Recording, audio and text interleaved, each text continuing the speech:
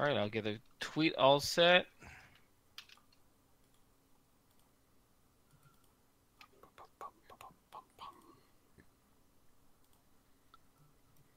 Something very nice and generic, because why not?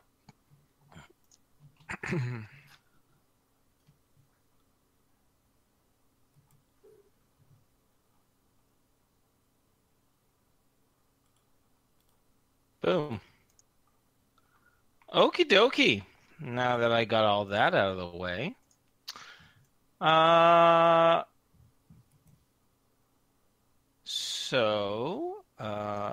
everyone. Welcome. Hi. Hi. Hi. Hello. Yes, hello.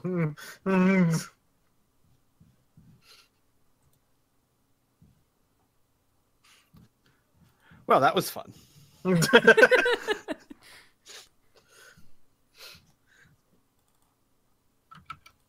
I have some interesting tales of other pen and paper games. Hello?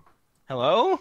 Hey. Hi. Oh, hi. Can you I'm not guessing fucking you were hear trying me? to talk. No. I couldn't hear you What? for that bit. It's like, okay, hello, and nothing. We all said hello, and then there was nothing.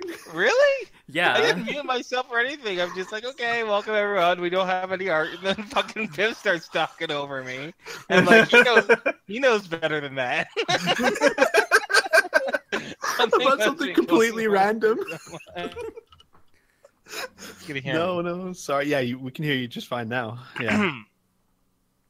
All right. Before we get started, someone in the chat is asking why Lavin is level 1. It's because he rolled a new character, and now he's level 2. Now. So Yeah, I'm level 2. yeah, Take exactly. Remember, Rifts, the first 5-6 levels come real quick, and by then, a level 6 character can be very powerful, depending on what they have and what they do. So, so he's not going to get his. He's going to be fine. Trust me. This isn't some shitty a Bethesda game where the entire world somehow levels up with the party, and this guy's left behind. The world is still the world. You know what I mean? If bandits gonna come on you, you guys might kick their asses a little bit faster, but he'll be fine. Lavin, for the love of God, don't challenge city guards. They will slaughter you. There's also the point to be made that, like, for the most part, damage doesn't scale. Yeah, except for it doesn't. magic. Like, sure, a laser gun at level 1 will still do the same amount as someone using a laser gun at level 13. Exactly. So, anyways, with that little bit out of the way, as I cough in everyone's ears, I'm sorry. So how was everyone's day? Okay, good. Okay, all right. You can hear me now, right? Yes. Okay, even though I coughed my lungs out, great. All right, so do you guys have any questions for me, you as the players, as to what happened last week, or so on and so forth? I think I remember fairly well. Yeah, I think I'm good. How does that guy know I'm level 1? Because we said you were level 1 last session. Oh, okay. Last session, I must have missed that. Okay. I was just curious. I'm like looking on the roll20. I'm like, that doesn't say it anywhere. Like, what? My firewall's still up, so he didn't hack me. I doxed your character last week. I'm sorry. Oh God, please. All right. Okay. So I'm going to take that bit of a digression as that no, there's no questions. So I have a question for you guys, because I know I very quickly, in a sentence or two, sent you back to where you left your ship to Ishpeming, so we didn't have a whole, sojourn thing. Yeah. But remind me, did you guys take the Behemoth, or did you take private personal vehicles? We took the Behemoth. I remember specifically because I wanted to make sure that Blink came along in case shit goes wrong and we have somebody that can not only pilot but shoot the missiles. Gotcha. Good. And you stored a bunch of your stuff, that all your weapons that you weren't allowed to take in Ishpeming on your Behemoth. Yeah, all of them. Okay. So, so you took the Behemoth. Great. And remind me, did we do the lake thing, or did we do the up in the sky thing? I do recall using the lake. Okay, lake. Okay, good. All right, thank you. I could have watched. I was gonna take a moment and watch 2 sessions ago to find that point, but I ran out of time and it was easier to ask. Okay. All right. So we're going to start off with your party meeting Basilisk at the southern security checkpoint to Ishpeming. Is that okay with you guys? Sounds good to me. Yeah, I'm fine with that. Definitely. Wonderful. Okay. Give me just one more moment, because when I showed up here 7 minutes early and I was talking to Bert, I'm like, I gotta open up a bunch of shit. I never opened up a single goddamn thing. Oh no! So now I need to quickly open up more than 1 or 2. We got really GD into things. bitching about my old job. We got really into bitching about a lot of stuff. Yeah. It was just a big old bitch fest. I've noticed nothing helps friends, male or female, bond better than bitching about things. It's true. Especially if it's about other friends.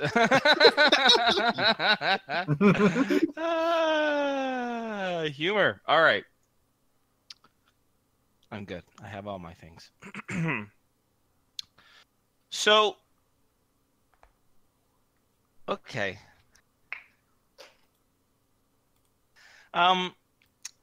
Your entire group meets Basilisk on the Ishpeming side of this checkpoint, because just as a refresher to kind of set up how Ishpeming is set up security-wise, is that the distance between the checkpoint and the actual city itself is like a mile long. There's a big buffer gap, and as you can take, there's easily a shuttle service that you can pay a few credits for in order to get you down that mile, but a lot of people just walk to save the money. And as you walk by, you would see the large guns as far as, their defenses and the whole shebang. We're going to say, for the sake of simplicity, you guys paid a few extra credits. You don't even have to deduct them right now. It's incidental, really, funds. To get the shuttle to bring you on down, bring you past down to the actual security checkpoint itself. Do you guys want to do anything in particular at the checkpoint? Or if not, I can narrate you to the behemoth and so on and so forth. I'm interested in doing something. Okay. Lay it on me. I'm interested in looking for that loss prevention person to see if they were actually still there at the checkpoint. Okay. Give me a moment to think.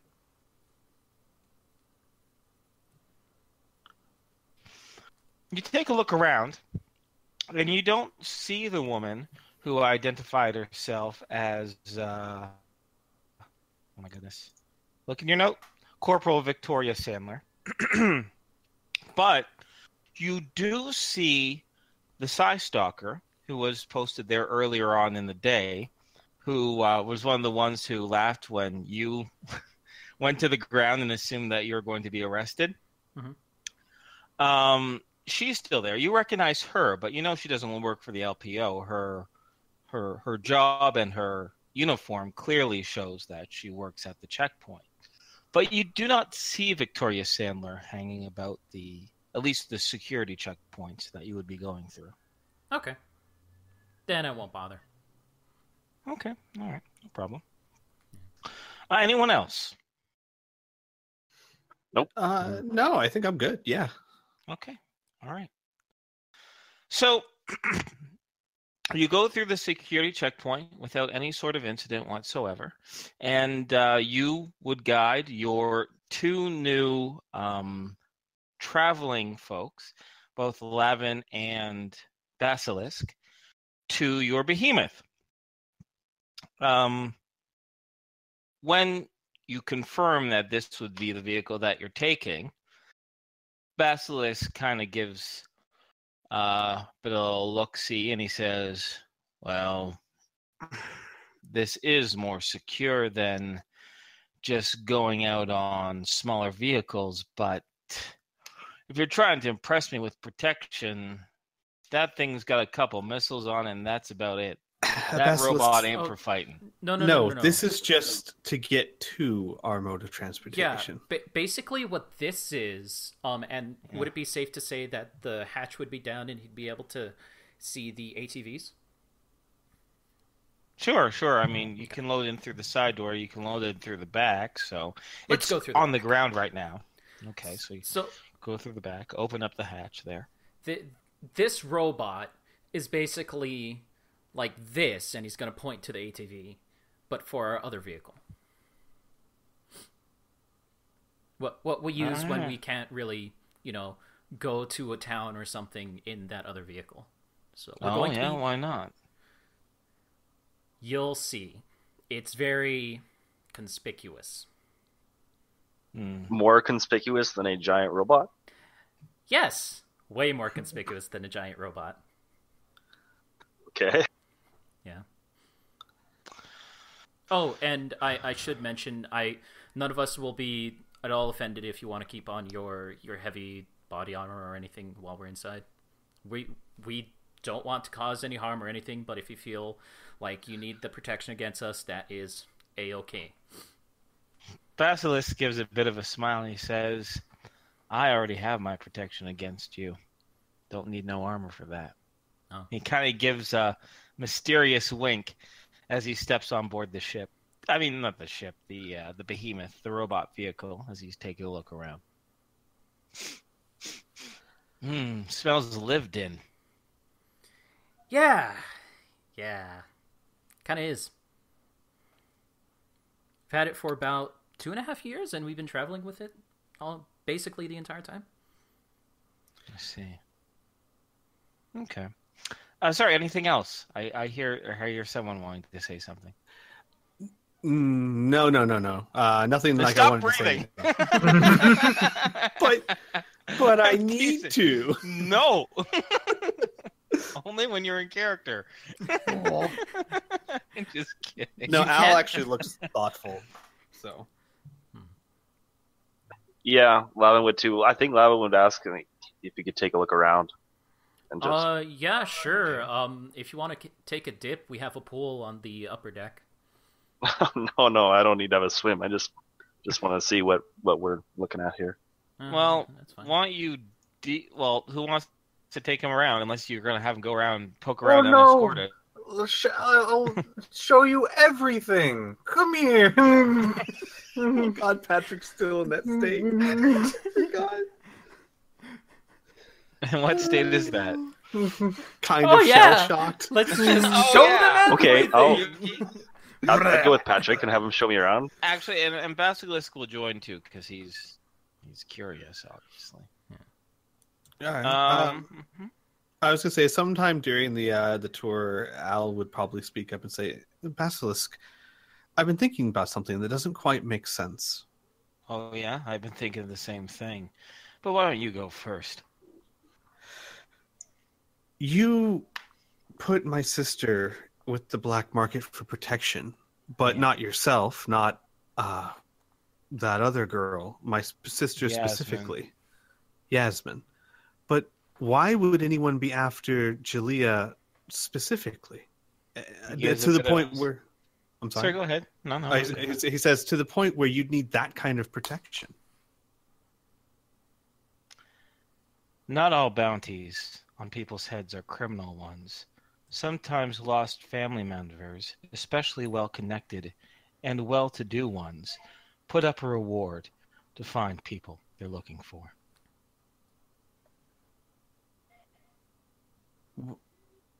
Al thinks for a second, thinking, putting the pieces together. I didn't put a bounty on. She's obviously didn't put a bounty to protect herself. Oh, Al says. Well, crap. Yeah. So she's hiding from Dad? No, not necessarily. She's hiding for as long as it takes to find you, and she intends to bring you back home. And he gives a raspy laugh. Al joins him. No, that's not funny. Basilisk says, not for you.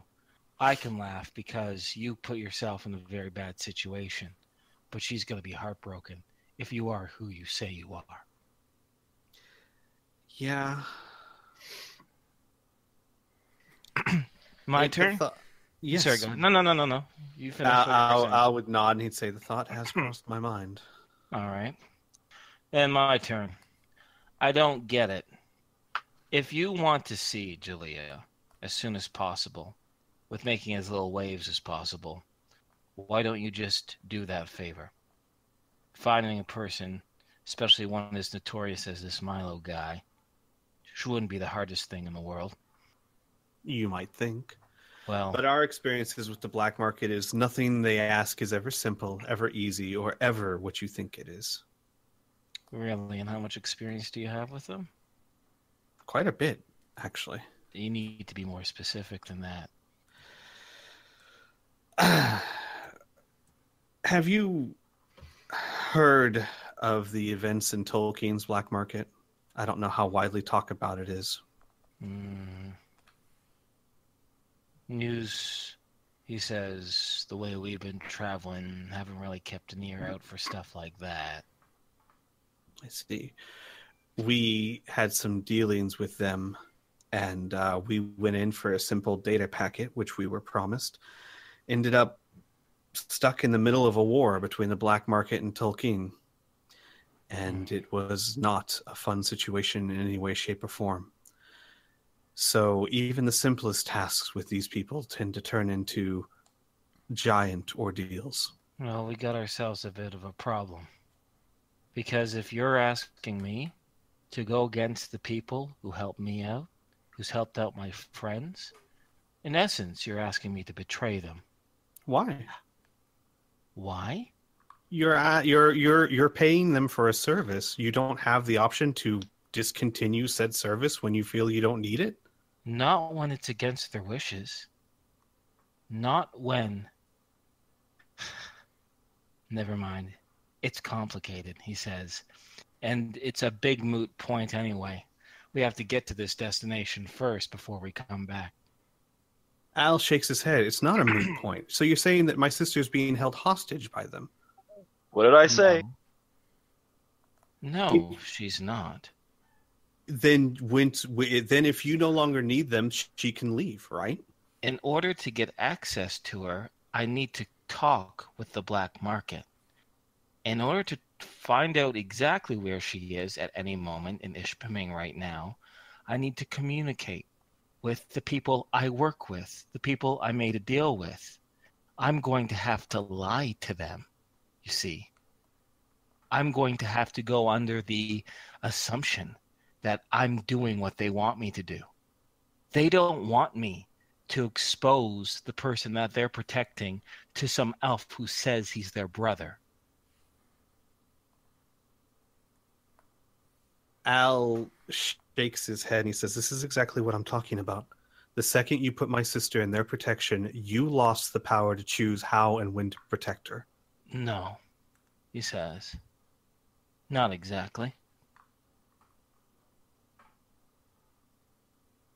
Al shrugs. The faster we get her out of there, the better then.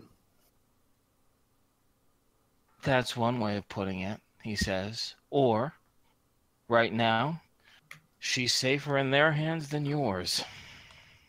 And if that changes, how do you get her out? We'll cross that bridge when it comes. One step at a time. Al. Al looks visibly upset, but he doesn't say anything. Listen, you should actually thank me for this. Because if you are, or if you were, an actual imposter, would you expect me, Jalea's dear friend, to tell someone who's a possible threat the exact way to get to her? That kind of renders the whole protection thing moot, does it not? Al shakes his head and he says, if everything you said is true and I believe you, then yes, I'm indebted to you. Well, then you're a fool. You shouldn't believe me. I could be feeding you lies this entire time. Al shakes his head. I'm not going to sit here and banter about that. My point is this. If what you said is true, then I am indebted to you, yes. But the second you put her safety in the hands of another where you don't have complete control was a mistake. No. I don't think so at all. And her safety has been in other people's hands for a very long time, ever since you took off. So don't get all protective now, brother. Al looks at him very hard and says, "You know nothing. I Don't know a lot pretend more for a than second." you think I do. Al shakes his head and he says, "This is pointless. You're not an enemy." No, I'm not. But let's get going. The longer we wait, the more complicated things get. Yes.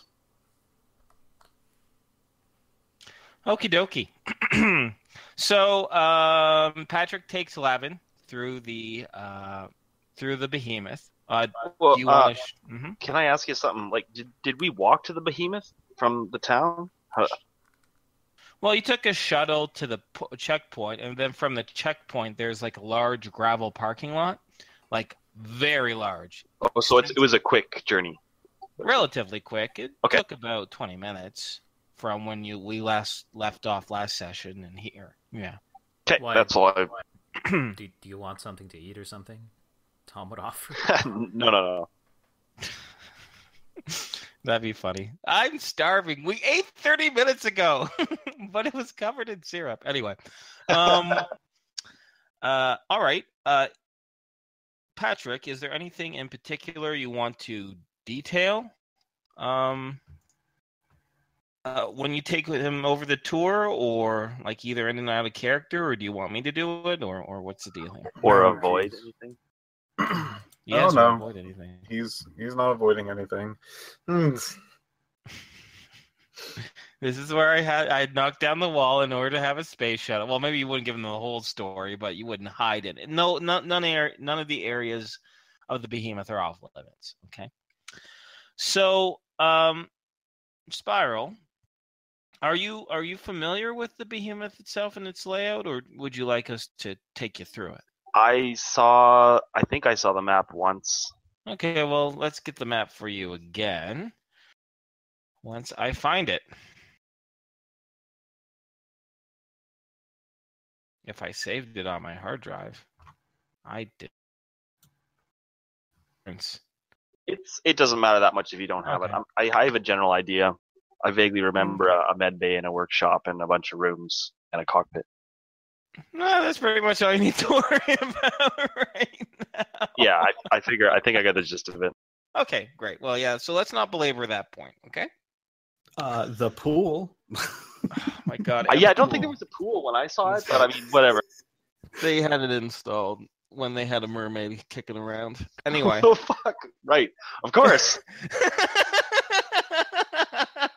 He says that Oh my statement God. like it's the I most was gonna- obvious thing in the world. It'd be amazing if like Patrick says that and Lavin's just like, "Well, of course you had a Of course. Yeah, no. Why Patrick else would you wouldn't install be a pool? doing that. We're just like, and here's the pool. This used to house a mermaid. To the next room.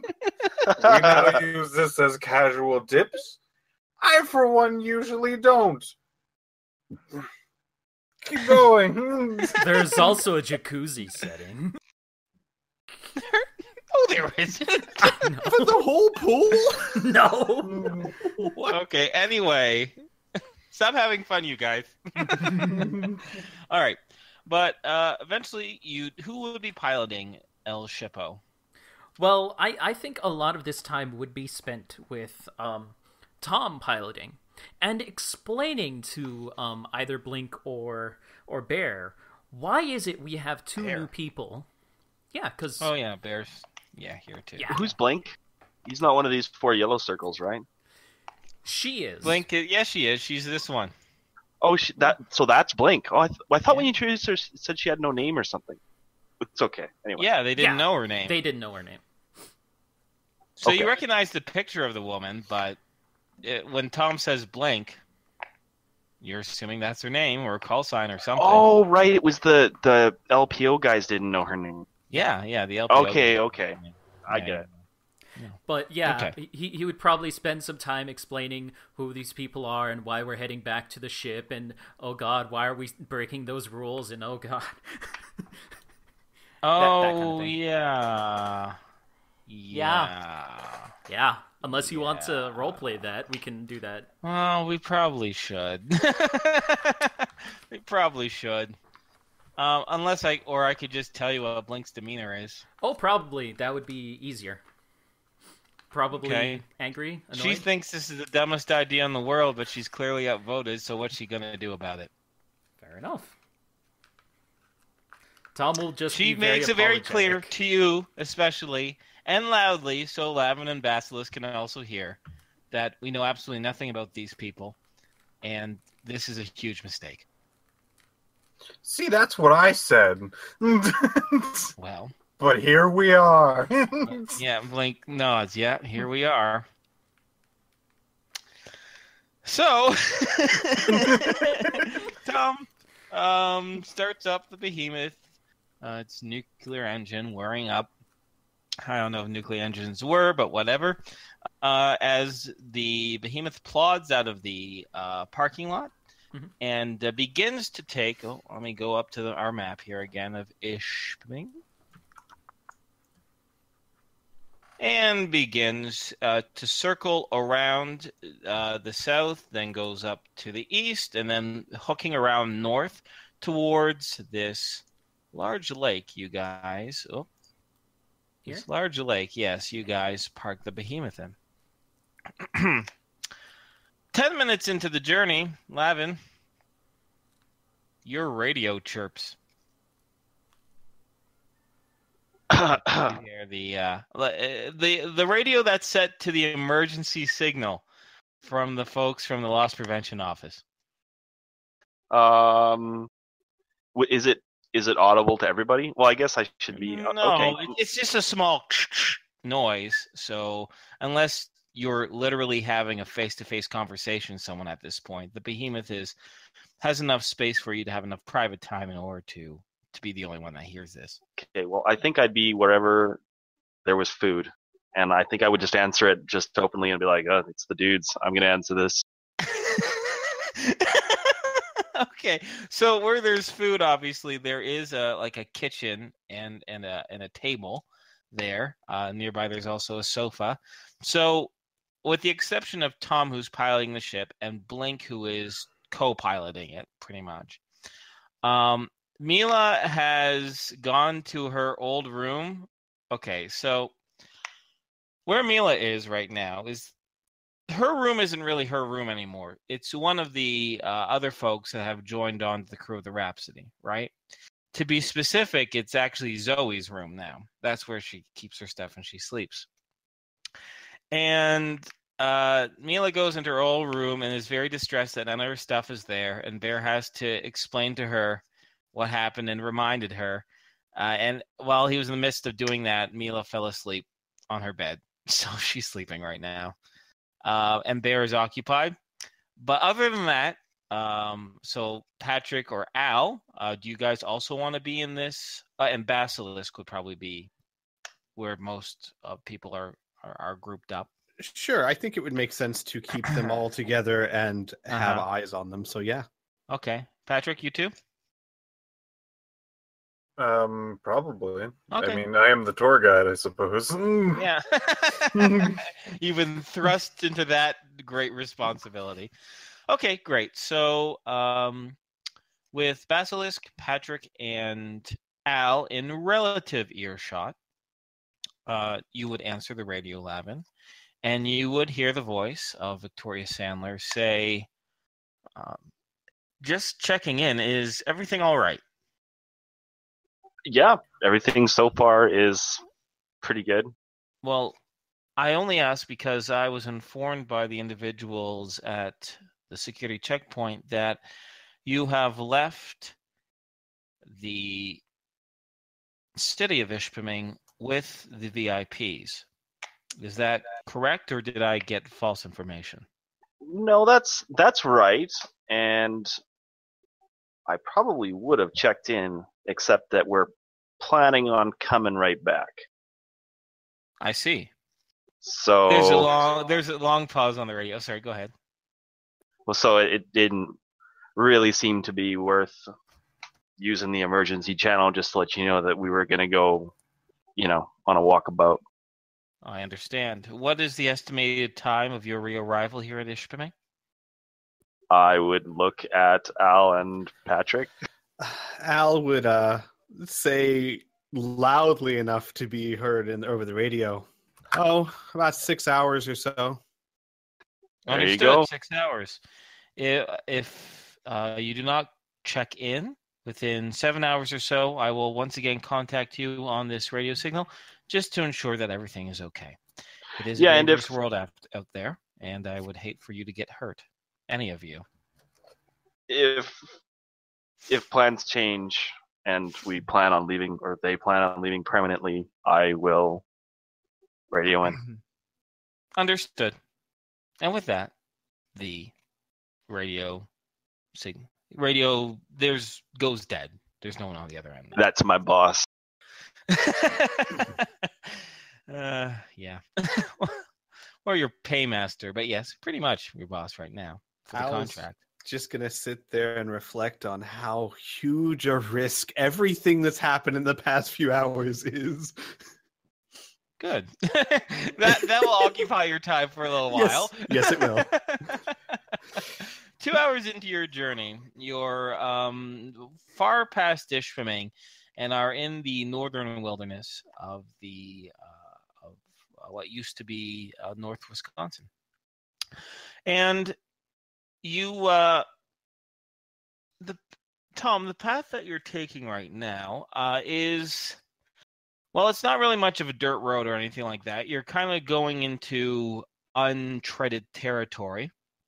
But much like on your way here, you found an area where the forest, the greenery, the vegetation kind of lightens up a bit. So it is much easier for you to navigate this large behemoth through there. You're pretty much retracing your steps that you made in the morning.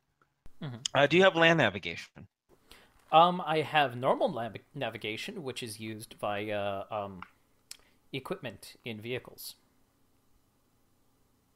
but not land navigation. Wait. Oh, okay. All right. So yeah, navigation is like navigation systems? Yes. Are you sure that's not for the spaceship? I don't think so. Because you don't think so?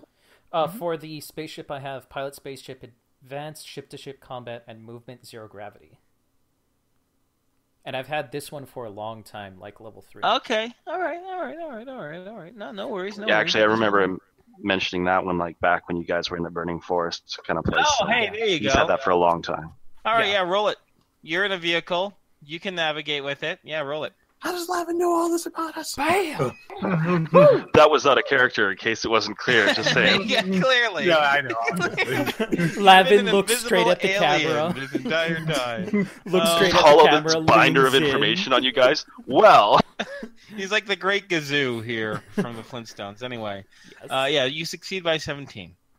All right, so yeah, with the exception of a few minutes here, a few minutes there, you're almost able to retrace your steps perfectly. The only exception is when we get around to this 2-hour mark. You're not too sure exactly the way you went, but one path is as good as the other, and you definitely know you're heading in the right direction. You're not lost whatsoever. But you go a slightly modified route back up to where the spaceship is, and where this new route takes you.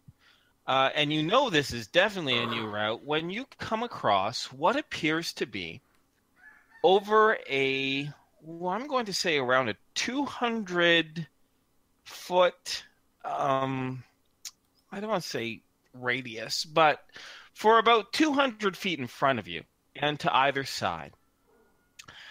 Even throughout the grass itself begins to lighten up a little bit, and you can see more of the mud and the dirt underneath. And the reason for that becomes abundantly clear as many of the trees, too, seem to have been knocked down or are very, very small saplings. It's not quite a clearing, but it's pretty close to it. And within this 200-foot area, there are immense black holes in the ground that go very deep. From your vantage point, they look like deep black holes. They're about 5 foot in radius, and they're spread out kind of what it seems to be some sort of random pattern in front of you. Now, the good news is that you could easily navigate this. They're not so clumped up together that the behemoth's robot legs would trip or fall over them. It would take a very simple piloting check in order to navigate these holes. Or you can take the extra little while and go around them. But I want to let you know right now, going through is not going to be a huge ordeal. Okay.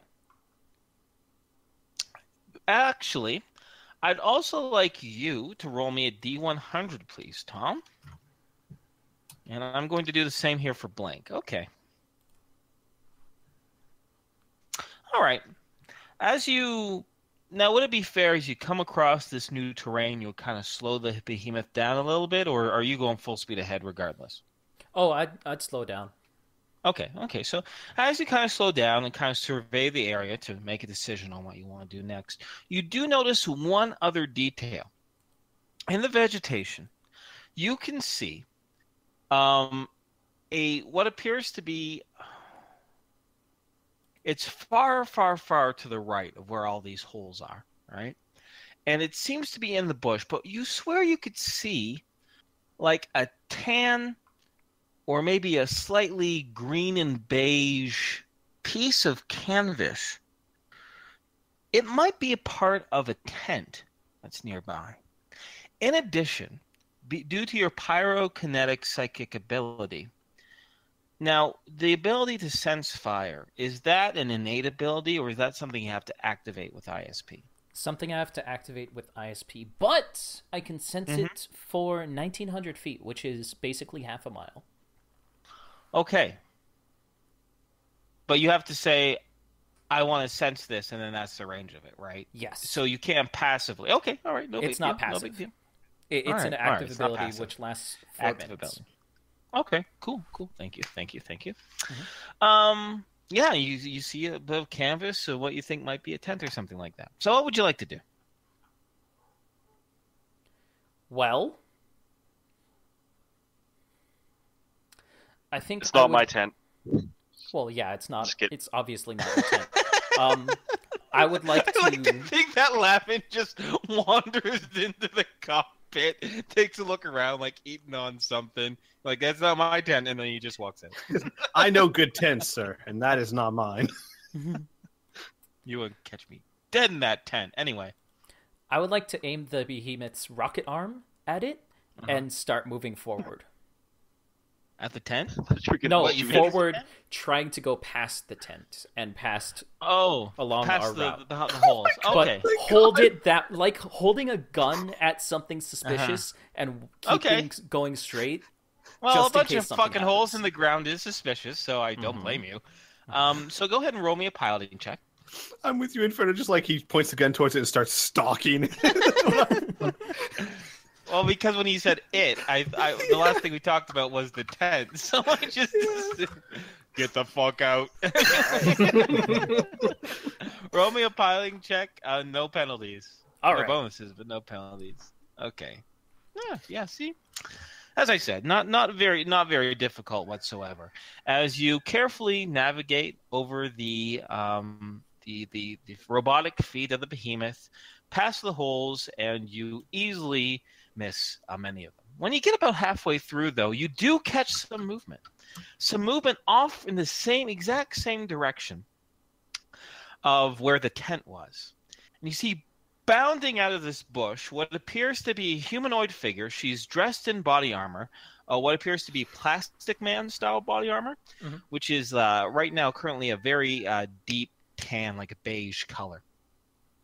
And she's wearing a full mask, and you do see because it's Plastic Man, you see like it's a clear visor in front of her face.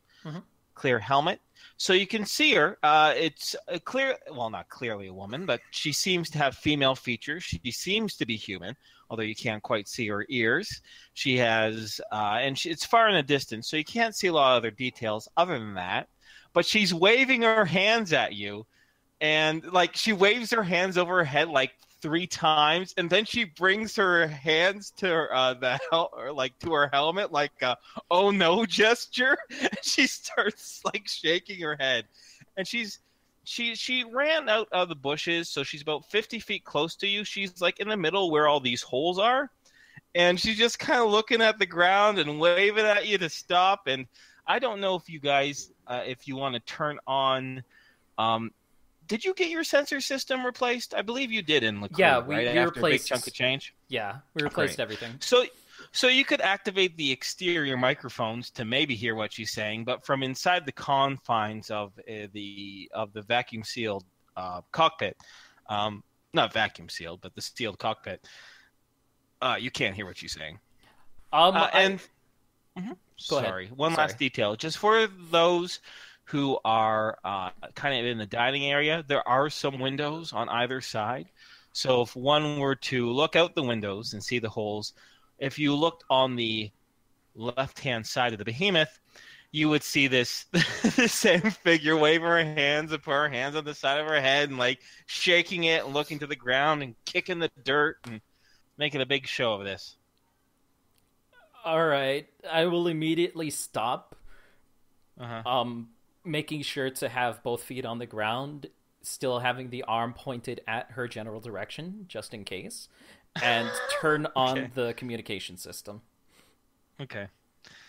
She flinches considerably when a big fucking arm with a couple missile ports attached to flame through her, but so her voice dies down considerably. Her voice almost cut short, but before you do so, when you flip on the convention, you would hear a relatively high-toned person be like, "No, you're making a big mess of it." Friendly. I'm not here to just I see your if I'm understanding that classification of vehicle as a science vessel, I was just hoping the people inside would appreciate when someone is surveying a scene. Thank you for stopping. Tom will say over the loudspeaker so she can hear, "Oh shit," and start backing up. No, you're making it worse. She says. He'll stop. Okay. No, just. She says, just. All right, go 45 degrees to your port side, and that's the shortest way out of the area. And then, if you'd like to converse, I'm open to the idea, but right now I would be really grateful if you. All my research. I'm never gonna finish my dissertation. You hear her bemoan.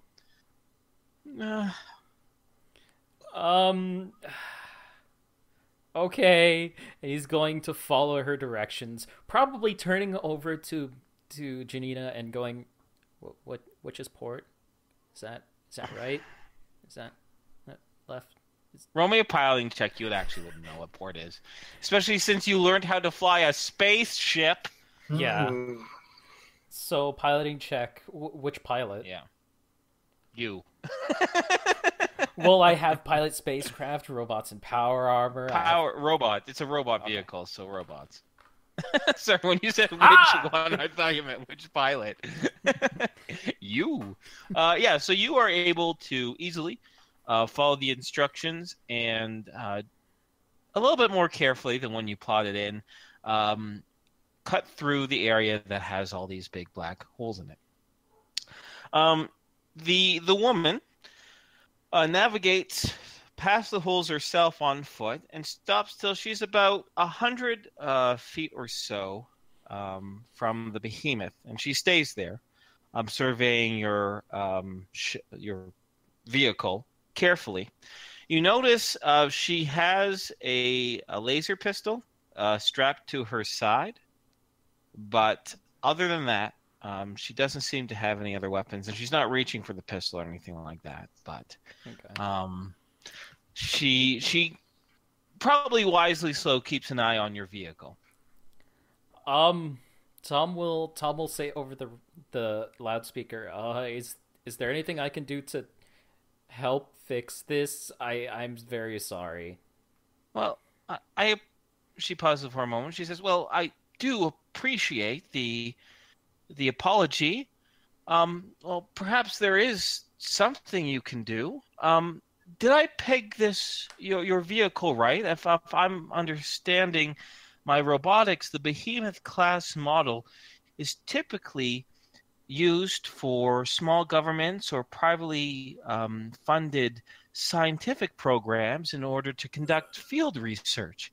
If that's true and you are doing just that, then yes, perhaps an exchange of knowledge would, well, remedy the situation, or at least not make it any worse." Well, this is a scientific vehicle. Oh. This is a privately owned vehicle. We do have a scientist on board, and he might be able to help. He'll cut to the intercom in the Behemoth. Hey, Patrick. Hey, nerd. Sorry, God has to mock you for a moment. Patrick fumbles for his radio. Yes, Tom. We kind of screwed up somebody's. She called it survey ditation, something like that. We accidentally walked over it, and well, I kind of feel bad. Do you think you would be interested in maybe helping her out for a bit? Sure. Al would get on the intercom and he'd be like, how long is this going to take? Tom will then flip on the loudspeaker to outside. How long will this take?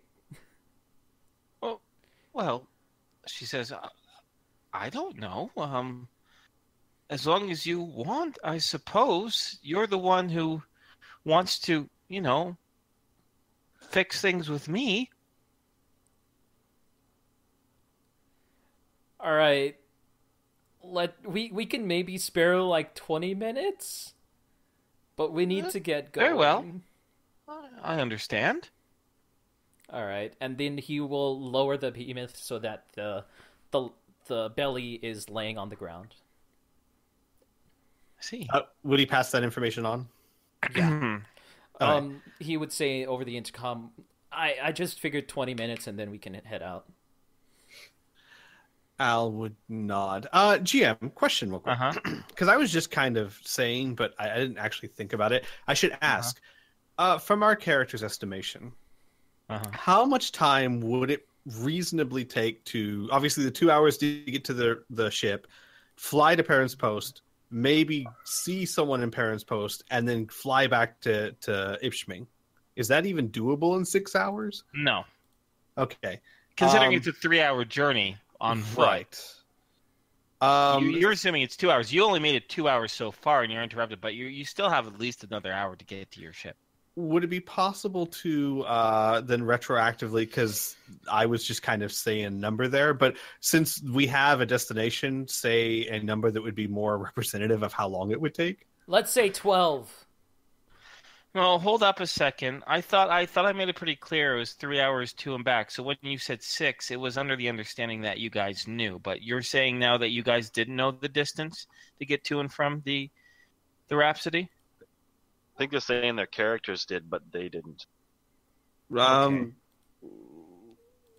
Okay, no, that's fine. I just want to make it clear. So you guys just didn't know. That's fine. Dude, I had no idea. I'm just trying to think, because if you tell her 12 hours or 15 hours, then she might have had a problem with it. I understand. Yeah, I was just thinking because we were. Yeah, and you just laid it on me just before this scene. Okay, all right.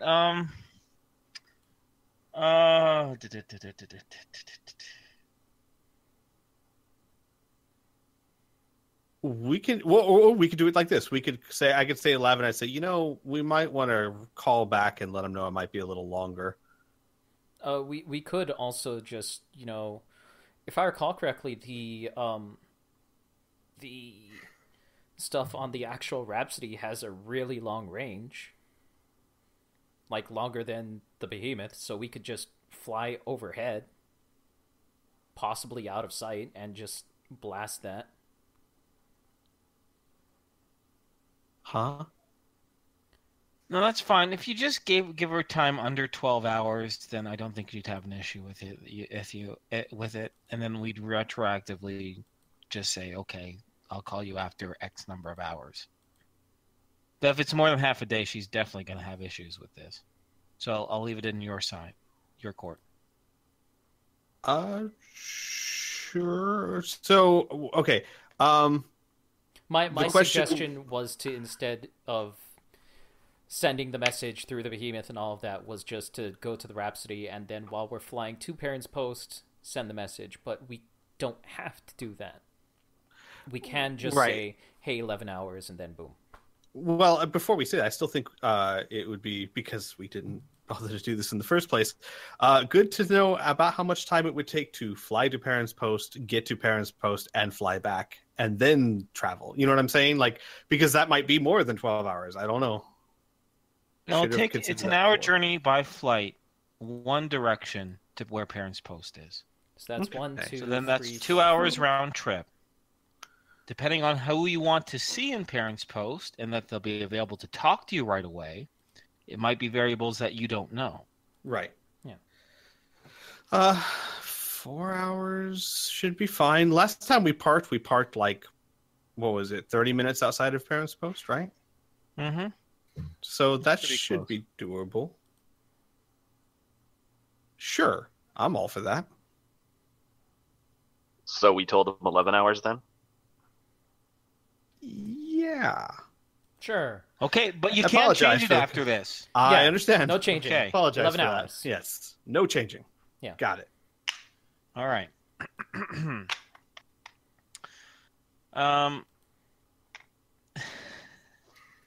Next time, if you're not sure of anything, don't you won't hurt my feelings if you just stop the scene and be like, wait, how much time do we need? Okay. All right. Anyway. So, where were we? You were, We just landed the Behemoth, and we were getting ready to disembark for 20 minutes Okay. of talkie-talkie time. okay. All right. That's right. Okay. So, Tom, did you tell Patrick that there was someone out there that wanted to speak with him, or you were in the middle of telling him that? Yeah, I told him that and asked Okay. if he would be down for it, and he was like, oh, okay. Basically. Okay.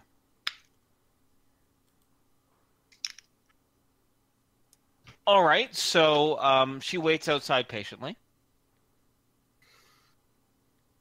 Patrick gets on his golden suit of armor and leaves the Behemoth. Okie dokie. It takes I you a few will- minutes. I follow Patrick. Okay. I will get on the psychic power armor and leave the Behemoth. Alrighty. Alan, you doing anything? Yeah, I think this would depend on where Basilisk goes, honestly. But honestly, if he's not going anywhere, I don't see any reason for everyone to pile out. Al would probably stay there unless Basilisk is headed out. What Basilisk do? Basilisk isn't crazy about being cooped up in the Behemoth, in this tin can, as he calls it. So he'll take any excuse to stretch his legs, so he will actually head out as well. All right. Especially Then if it's only going to be for 20 minutes. Good chance for him to get some non-recycled air into his lungs. okay. Then Al will throw on the terrain hopper and go out as well. Okay. So as it takes a few minutes for those of you who don't have body armor or power armor on to put it on, and you all emerge out of the Behemoth, and she gives a startled look as she looks from the terrain hopper to the mystic armor to the golden armor to Lavin's body armor is the most mundane out of all of it, and she says, "Oh, whoa, I think you're getting the wrong impression here." I have a rough day. I'm using the protection. I honestly don't know why they are wearing these things or following me. How are you today? Oh, I'm doing very well. May I assume then that you are the scientist that um that was mentioned? Unofficial scientist, but thank you for the compliment. Oh, you are very welcome. Um, I, unfortunately, don't have any official title, although I am working on my master's degree of supernatural. Well, I don't need to bore with you. Celeste Farland, she says as she extends her arm out to you. She says supernatural. I would be like super Uh-huh. on guard all of a sudden. Okay, all right. People see Lavin visibly tense up. She extends her hand. Well, gone this far. Patrick Kinsman. Nice to meet you. Very nice to meet you too, Mr. Kinsman. Well, perhaps she looks to the. She casts her gaze over to the large series of holes in the ground, and the large footprints the behemoth left in the soft mud since it rained the night before. And she says, "Well, other than the recent robotic markings, may I ask you a few questions? What's your areas of expertise, Mr. Kinsman? Or do you have an official title? No, you said nothing official. Nothing. Mostly field explorer. I dabble in most things, mostly electronics. But I have done the biological field, some history. Oh, I see. Anything in regards to botany, perhaps? I'm trying to get an idea of the age of how long the vegetation has grown around here for, and I can't, well, it's not really my expertise. In addition, do you have any experience in, well, for lack of a better word, mystical realms of knowledge? I am familiar with both. Oh. Well, then perhaps there is something you can assist me with. Well, Mr. Kinsman, why don't you follow me? The holes aren't really the story. They're just kind of a part of it that I'm trying to figure out. Will you follow me to my campsite?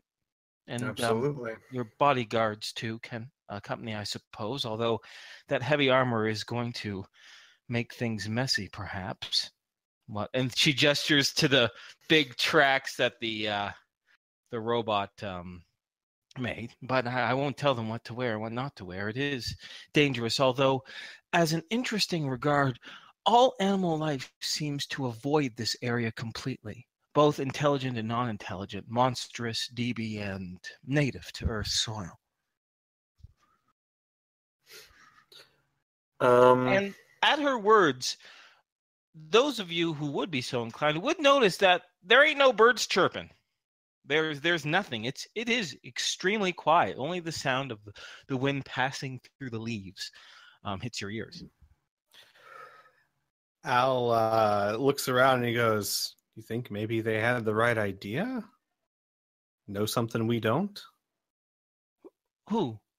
The animals. Oh, well, I've been at this site for 3 weeks now, on and off. And of course, I first visited this over a year ago. Then I returned to Tolkien to put in my grant for my master's degree and to begin my dissertation. And I came back here to finish off my field research before I returned back home and, well, print it all out. And I've been perfectly safe. I believe this is an inactive area of, well, I don't know how much I should go into detail about. I guess we can talk and walk, though. You said all you folks have a limited amount of time, and I would very much like to pick your brain, Mr. Kinsman, if you'll have me. Let's. Okay. And as you get closer and you follow her off, you notice you get a much better look at her face. She's wearing glasses underneath her helmet, although they are not the big Coke bottle-y kind. They seem to be very small and slight and rectangular.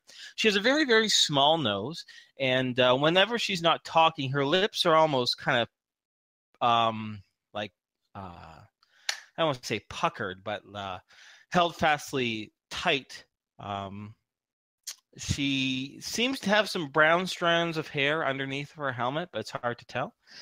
And yeah, other than that, rather plain looking. But the question is, Patrick's going to follow along with her. Who else would like to? Follow Patrick. Okay. Yeah, I'll follow them. Why not? All right. She says, well, first and foremost, I suppose I should explain.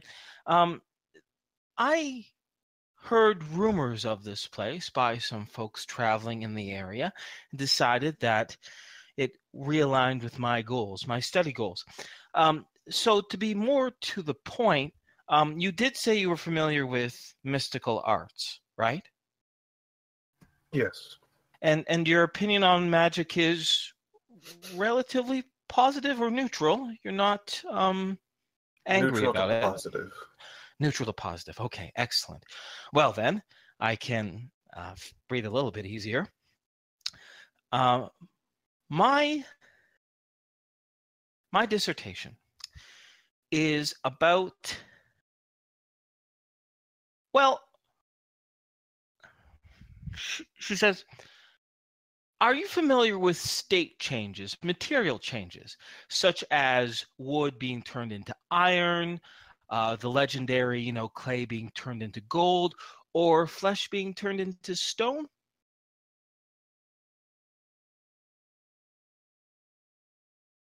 I know I as a player am. I'm just trying to figure out if Patrick would. You can always roll a lore magic if you're unsure. Right. It's a role-playing guideline. Okay. Just make sure that I got this.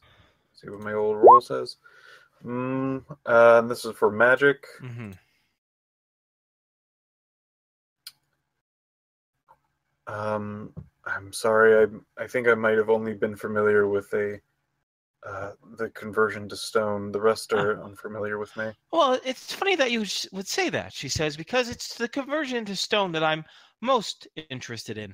More specifically, long-term effects of such a spell. Over a short term, I can imagine the flesh resuming its elasticity very simply. But what of ancient forms? Or what of forms that are stone statues and a certain incantation is cast upon them? Or could the spell have, for lack of a better word, a delayed trigger in which one would cast themselves as stone to protect themselves or as a ruse, and then later on a specific trigger would allow their flesh to be revitalized? And if this is possible, could it maintain over hundreds, thousands, tens of thousands of years? And I've come across a subject that might help me at least come up with some answers. And while she's talking, and you guys are following her around, she weaves around the holes, and she goes past the clearing, past where you saw what seems to be the top of a tent flat, and you see her small little campsite area. There's a small stone circle in which she would cook her food, in which there are some dying embers. There's what appears to be a large tent nearby, a small writing desk in which, small collapsible metal desk in which you see several digital electronic devices on there. One of them appears to be some sort of bioscanner. The other one is a personal laptop. The other one is a radio communication system. And almost like it's perfectly preserved, this is on the kind of outside of another ring. It's a area that looks like it's been sandblasted by some force from above, because all the grass, all the vegetation looks like it's been blown away by a great force. And you just see the dark, cracked clay and mud on the ground. And in the center of this blown out circle appears to be a figure that's, or appears to be a stone statue of a man in a with a what appears to be a circlet on his head.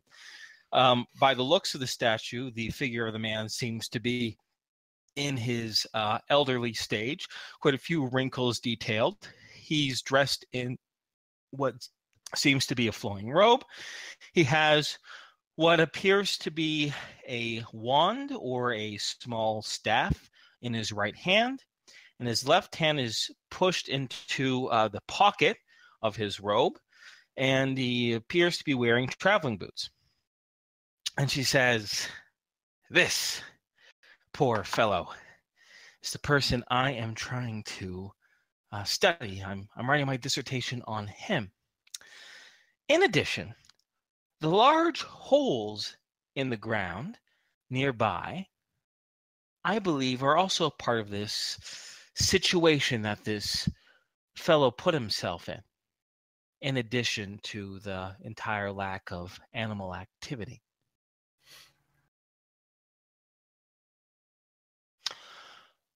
Interesting. Yes, I like to think so. So you did say you had some botany experience? Yes.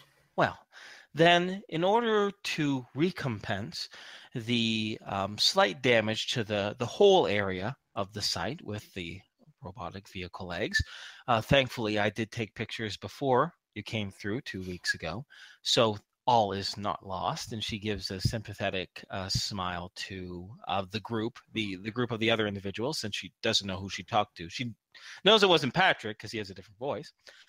But she says, as you can see, this area has been around this stone figure has been destroyed, but all the other vegetation around it has grown, and many of them seem to be young saplings and relatively new vegetation, although I do not know how long. And unfortunately, the favors I ask for friends from Tolkien, they gave me some inconclusive results.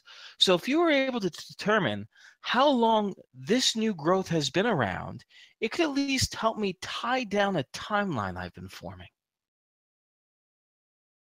Would you be willing to help me out with that, Mr. Kinsman? Yes. Wonderful. She seems very cheery and high-spirited, although she does... Actually, no, she doesn't. Never mind. She does nothing.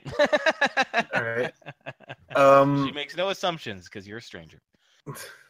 Patrick would kneel down to basically the edge of this blast radius, and he's going to be scanning for specifically this. Uh-huh. A plant that has been hit partially. Ooh. Yes, indeed. You find what appears to be not necessarily a plant, but an outcropping of moss that has been partially hit. And he's basically going to try to find one of two things. Mm-hmm.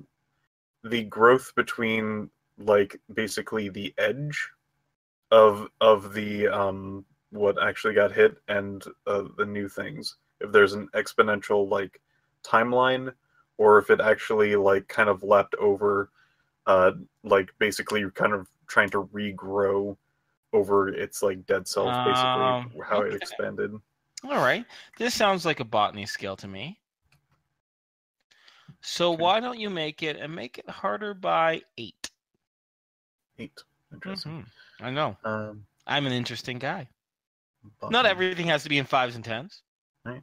Sometimes something's in the middle of a 5 and a 10, and then it is an 8. Okay.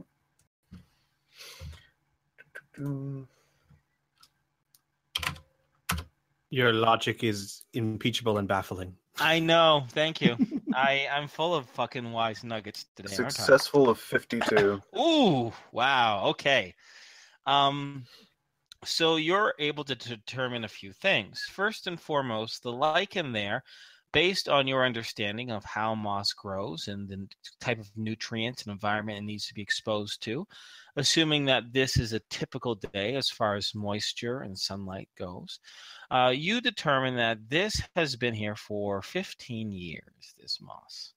In addition, you can see scarring, or for lack of a better word, cellular scarring on the moss itself, which shows an interesting result, a result that you've never seen before. It has attempted to regrow and to expand into the circle, but it seems to have been cut off. It should have been able to, but something is preventing it. And there doesn't seem to be a naturally scientific reason for it, if that makes sense. Mm-hmm. Okay. Lifting up his God, what are these things called? Sorry, the chat is just screaming. Science this plant. He sciences the fuck out of that plant. People are so excited. God, everyone is so excited when Patrick does the science. This is specifically why I stopped the behemoth and didn't continue on. You could have. But yeah. I cannot. I think it's called optic band. He raises his optic band and says, "Well, I can tell you that this particular moss right here is 15 years of age." Oh. If I may ask, what's the probability of error on that estimation? Oh, I would probably say due season 2 months. Oh, really? She says. Well, and she runs over to the collapsible metal bench of hers and she begins to type out some of the things that you told. She says, "Excellent. Now, what else?" Well, the biggest part about this is the attempt to regrow in this area has been halted, and out of all of the knowledge that I know of this particular kind of moss, there should be no reason why it hasn't expanded back into the area. I see. You can see that it has tried a few times along this edge. So the vegetation wasn't just destroyed, but it's preventing regrowth. Yes. Only in this particular area, she points over the circle, the vegetation-less circle in which the stone figure stands.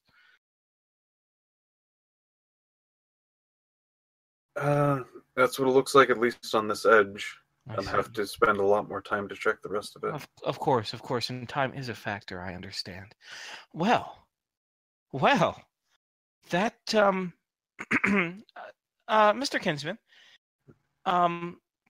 you are welcome to continue to assist me if you like, but I obviously require some more corroboration by other experts, but this is still a very important bit of assistance you gave me. Is it all right when I write my dissertation for me to include your note and refer to you in it? No, I think that would be okay. Wonderful.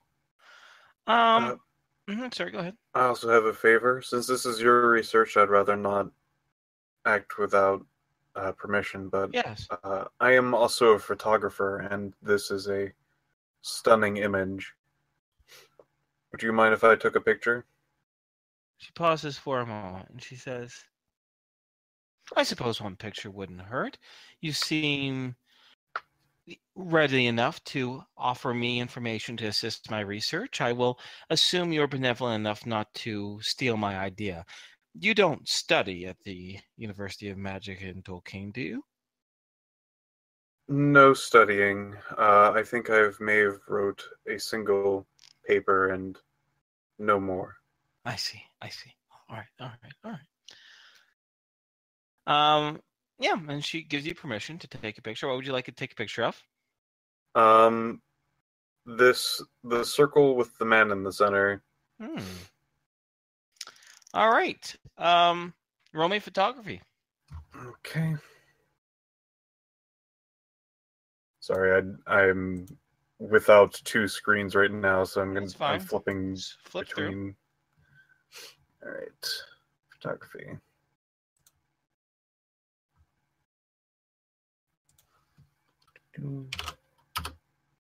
Succeed by 74. So, wow. Well, you blew that threshold away. Take a picture, and as you do so, as you're detailing everything, you're zooming in and out, find the right angle, light, and all that good stuff.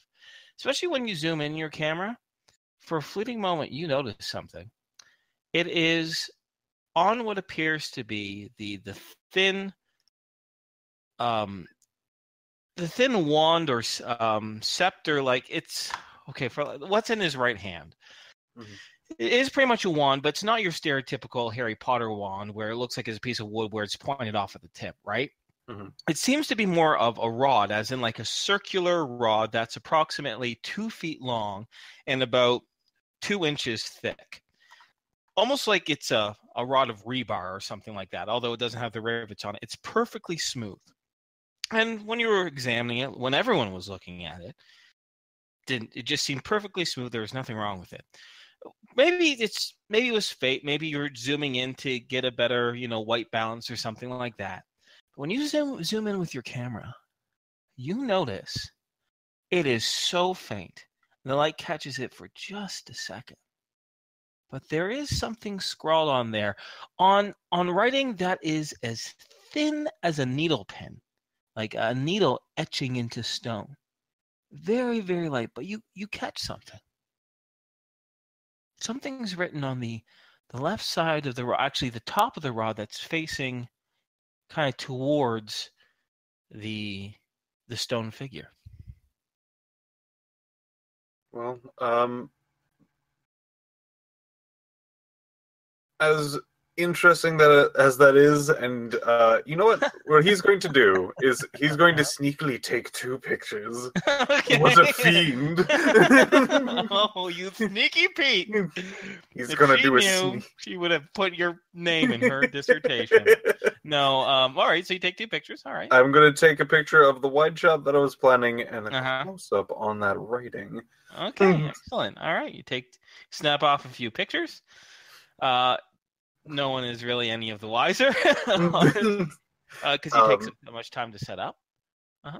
And Patrick would then go back to the lady and say, "So, how much do you know of the mystic arts?" Oh, she says, "I'm more of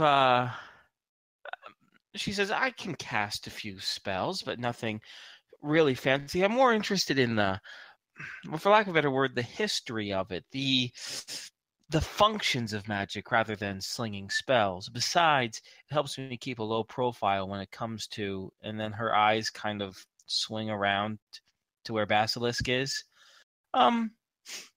Individuals who are sensitive to magic users. And Basilisk gives a smirk and he says, "Don't worry, honey. I'm not a wild one." She breathes a small sigh of relief. Of course, I didn't want to assume.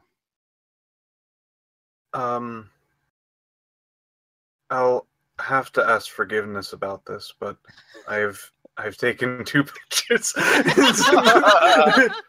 She says, "Oh?" Yes, I found something very interesting on the tip of this man's rod. What? No, there's... Sorry. She says, "No, there's nothing there. It's a completely smooth cylindrical shape. There's nothing. I've studied it up close." "What do you mean?" It seems to have some sort of language or sketching. I caught it in a glimpse of it. Maybe it was just a reflection of light. Yeah. Oh, may I see? She says. Yes. Patrick would actually just take out his camera. His very fancy camera, and then flip. Oh yeah, were you using a special lens? No, just probably. Probably the basic one at this point. Okay. All right. Great. And then scroll over to the one picture with the writing on it. She kind of scratches. Well, no, she doesn't take off her helmet. So she folds her arms together and she says, "Well, that's very, very thin. Are you sure that isn't?" And she seems kind of flustered. Are you sure that isn't a crack or a scratch on your lens? Fairly new, industrial.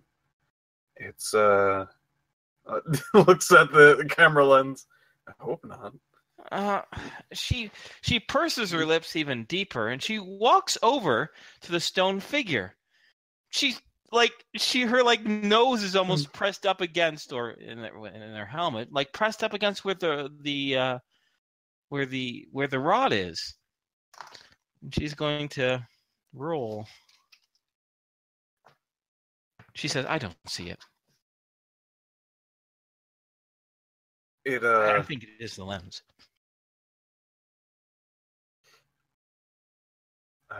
Then I must apologize for the inconvenience. I must have mistaken. Now that you're taking a closer look and you're showing it to her, Patrick, you can speak Draconic, can't you? Of course, yes. Roll me a D100. It's a skill check only because... Wait, can you read Draconic? Or can you just speak it? Oh, wait, I've had you read Draconic before. Please tell me you're literate in it. If not, oh no. It's just language Draconic, whatever that may be. Shit. Well, you can read it now. Okay. Because you've read it in the past. Fuck. I must have assumed the same thing. No, that's my failing as a DM. No, I can't have you forget it. Back when you found the Temple of the Lost whatever, you literally read Draconic. And a lot of other spell things. And so much. Yeah. Okay. So. But roll me that skill check, please. Make it harder by 20 because that writing is super thin. All right. On like white stone. 19.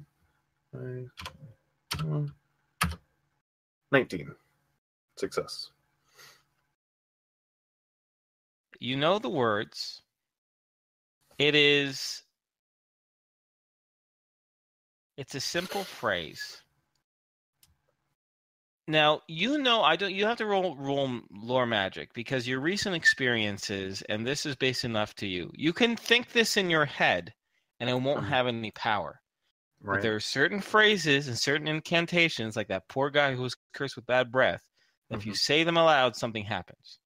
So I'm going to tell you what it says, and this is something that only you know unless you speak it out loud, okay? Okay.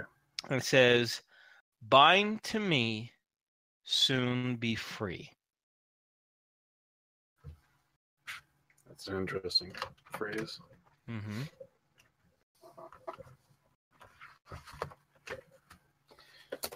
Huh. In the meantime, is anyone else doing anything? Don't feel like you have to, but I don't want this just to be a Patrick Fest. No, I'm not doing anything. Okay. Whoa. Okay. Wow. That's not suspicious. You see Tom's like super fueling flame somewhere. Exactly. He's like playing with the embers of the fire. What? No, nothing. I'm not doing anything. Anyway. Al is simply keeping an eye on the area. No, he's not doing much. Roll me detect ambush, please, and also Lavin. Sure. Might as well do the same. I think the only thing I would have done is step out of the circle when they mentioned the vegetation wasn't coming back. If I was in it. You weren't. You wouldn't have been. Well, I guess you could have been. The circle isn't super wide, but it isn't also super small. So okay, all right, good to know. But yeah, let's have both Al and Lavin roll me detect ambush, please. Succeed by 47. Okay. 11 fails by Fail. 17. Okay. Lavin, you feel, even though there's magic crap happening right now, as far as traditional animals, monsters, and whatnot, you don't hear anything, you don't see anything. You think it's pretty safe. Al, you two, although you already hinted at it before, is maybe the animals know something that we don't. So the only thing that has you on edge is the freakiness of this situation. But same thing with Lavin. I also have wilderness survival. I don't know if that would account for anything here, like No, maybe understanding. Mm-hmm. All right. Go ahead. Oh, sorry. Go ahead. What was your interpretation? Maybe understanding. I don't know. I got nothing. Go on. Okay, no worries. No worries.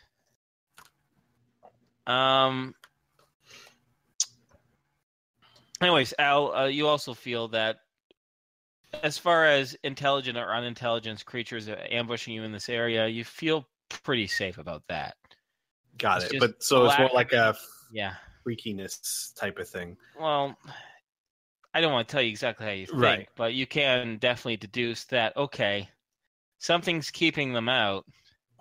What unknown factors am I not aware of? Because you've come across entities and fucking ghosts and demons and shit, you know? And they sometimes come out of nowhere or are invisible. Al is going to be not nervous exactly, but something doesn't feel right, so he is going to be constantly scanning the area, just looking for stuff. Okay. Tom's kicking a rock. Don't kick that. That's Her dissertation, Tom. Her dissertation depended on that rock. Anyways, no. All right. Sorry. Going back to Patrick. Patrick is just rattling this thing in his mind. Like, is it to bind this person? Is it to bind something else?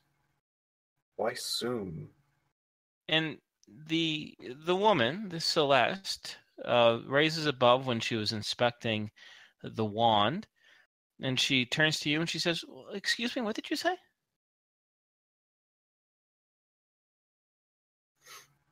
Oh, sorry. I must be interpreting this sketch a bit. I study Draconic a bit, and it seems it may be that. I'm sorry, I keep implying this. It just resembles a term. I have met some terms before that have turned out interesting. When you say terms, do you mean words of power?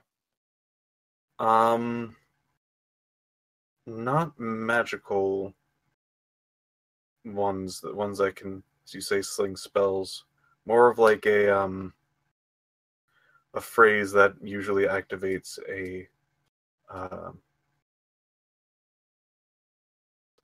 something. Wow. She says, an activation phrase? Really? You are. She gives a bit of a smile. She says, "You're not just saying this to make me feel better about walking through the survey area." No. I am not entirely sure. You know, let me check, because most of those are fairly. They are, if I remember correctly from my last encounter, a constant magical spell. Mind if I did a few sensories? Of course, she says. Right. She begins to kind of look at you suspiciously a little bit. Patrick would do sense magic and sense magic. Oh, the nose and the conventional spell? Yeah. All right, for both, this Celeste woman looks back with a start when you're also, by the way, when he casts sense magic, which is spelled SENSE magic. No wait, SCENTS as in ascent. Lavin, you see Patrick's nose get like 5 sizes bigger as he begins to sniff around the area. Yeah. Yeah. That's happening. But just so you know, out of character, what you see after he enchants this incantation. And sure enough, Patrick, this is peculiar. The stone figure itself doesn't have any magic residing from it. But the rod in the stone hand, oh, that is powerful shit. That is some intense magic circled around the wand or rod. I'm assuming it isn't just something that he sketched on it for fun. It usually is. With such a specific phrase, I would assume that it would have to activate something. She says, could you translate the phrase into American for me? I could. I would have to write it. Then, very well, please, she says. And she opens up a new document file on her computer, and she pushes it towards you, and she says, do you know how to operate a personal computer keyboard? Yes. No, please, then. And Patrick would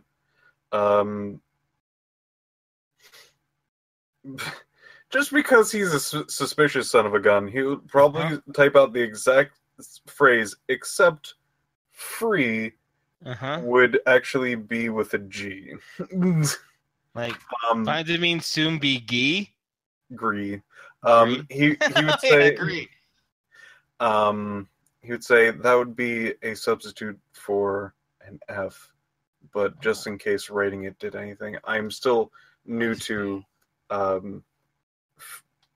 as I don't know entirely what to call it, phrase magic. Well, she says,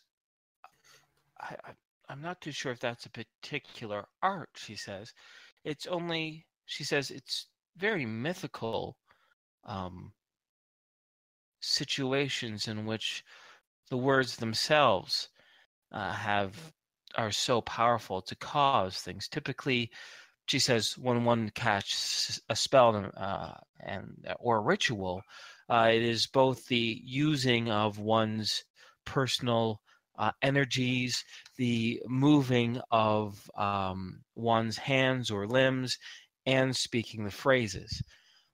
She says, and by the way you're acting, if I may say very bluntly, it's rather suspicious, which makes me think you're very nervous about this, or you plan on keeping this information for yourself.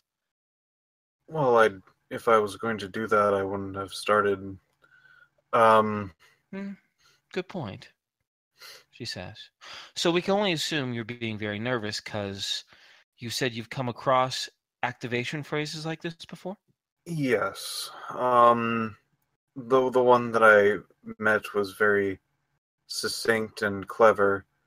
This one, I'm unsure what the result would be. Well, it is a very cryptic phrase. What is being bound and what is being liberated, you know? Yes. And that combination of phrases themselves don't lend power, right? I mean, that's a simple combination of words. Anyone could probably say that at some point in their lives and it wouldn't cause something. So there has to be another route or mechanism or power at play rather than just the words, wouldn't you say? Yes. Usually you'd have to have the words. I'm assuming a powerful entity, very similar to a magical scroll, would infuse magic within that. So it'd probably be a radius thing. I see. And she says, and my detections have implied that the rod itself has great magic. In fact, I believe is the source of the blast and perhaps even the holes out there as well. Although, she says, I do have another working theory about those holes. Certain creatures are attracted to magic like a moth to a flame. That could have been some sort of wild or supernatural animal that caused that. I don't know.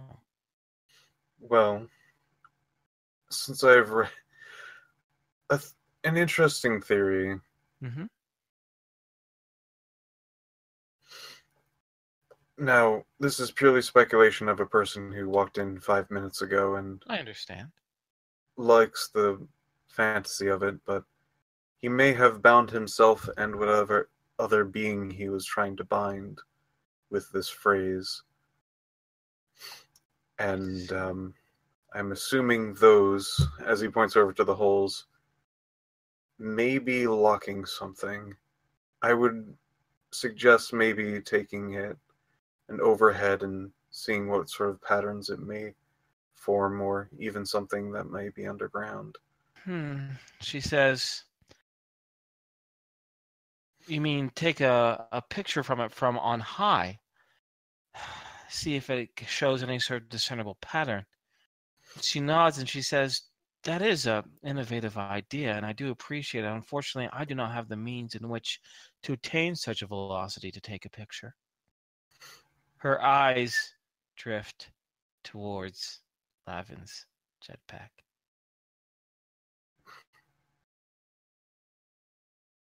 She gives a sweet smile. Perhaps one last favor before you go?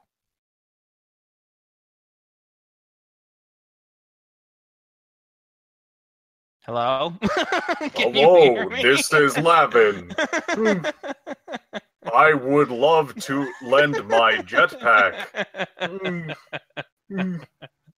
Spiral? Spiral, are you muted? Are you putting the kid to sleep?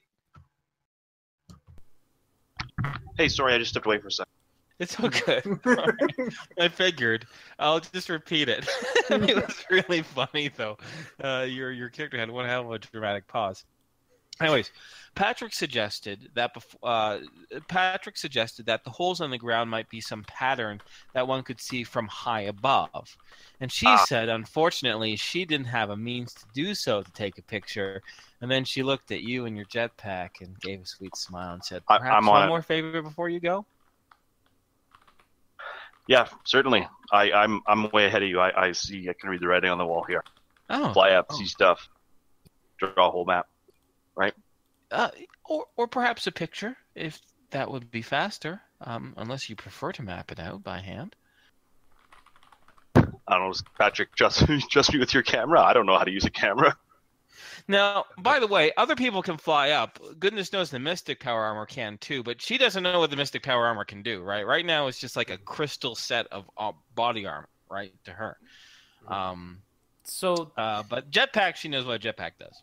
She wants to take the picture herself and she wants to get closer to it? No. She just wants a picture taken from on high. Oh, okay. So I'll drawing or etching or something. Ooh. Well, I wouldn't know that crystal power armor flew either. I'm assuming it sounds like something unusual that I probably have never seen before. No. You've never fucking seen this weird ass shit. You've definitely never seen that. I am kind of interested in offering my services. Oh, well, I appreciate it, she says. Yeah. Tom will take out his tablet, which he got from space, which has that Photoshop program on.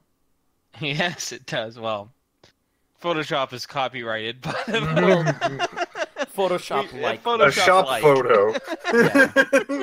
Completely original. Don't sue me. Picture market.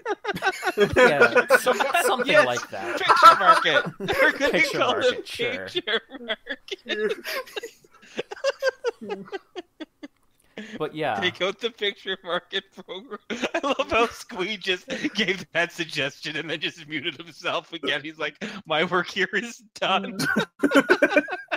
I come when needed. Anyway, yes, sir. You take out that program on your tablet.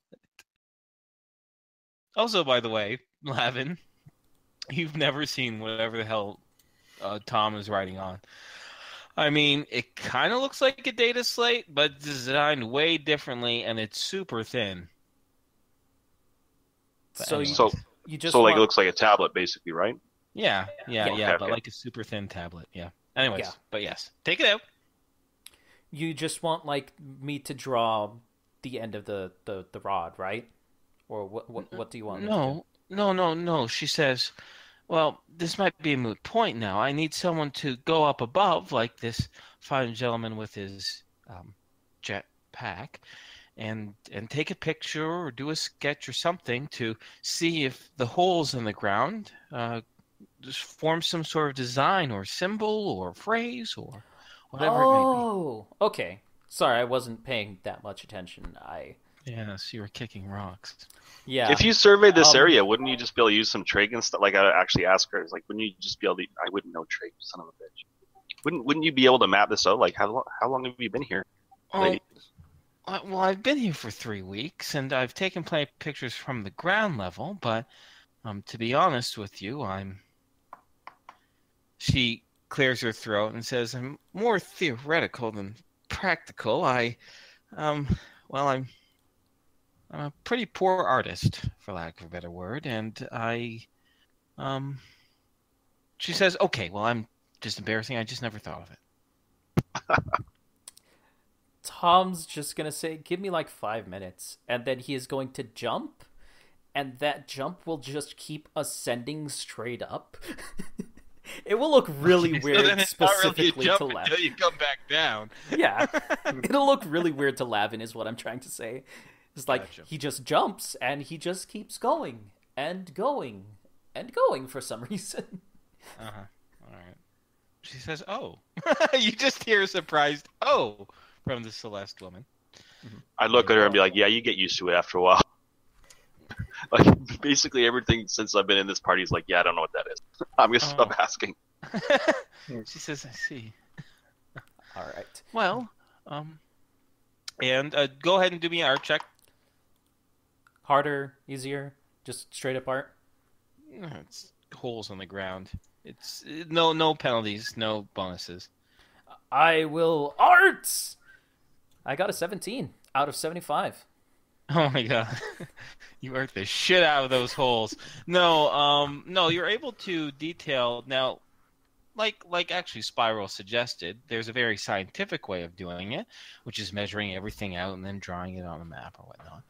And then there's a very artistic way of doing this, which is, visually knowing almost by instinct the distances between two things. And sure enough, you can kind of see this form a very strange pattern, and which makes it all the more easier to draw. And let's see here. Do I pull out the whiteboard for this? No. You guys aren't going to have... I'm not going to draw out fucking 50 different circles. That would be boring. So instead, I will just tell you. It is the... Okay. Actually, wait. I am going to draw it out, but not in circles. Kind of like in a line what the circles will connect. If that makes sense? Yes. Okay. So give me a moment. I got to clear out the brothel shenanigans here from our whiteboard. Drag you all over. Oh, you're already there. Okay. So this... Oh my goodness. Inferno. Okay. So if that little square there is the topmost point, the circles seem to make something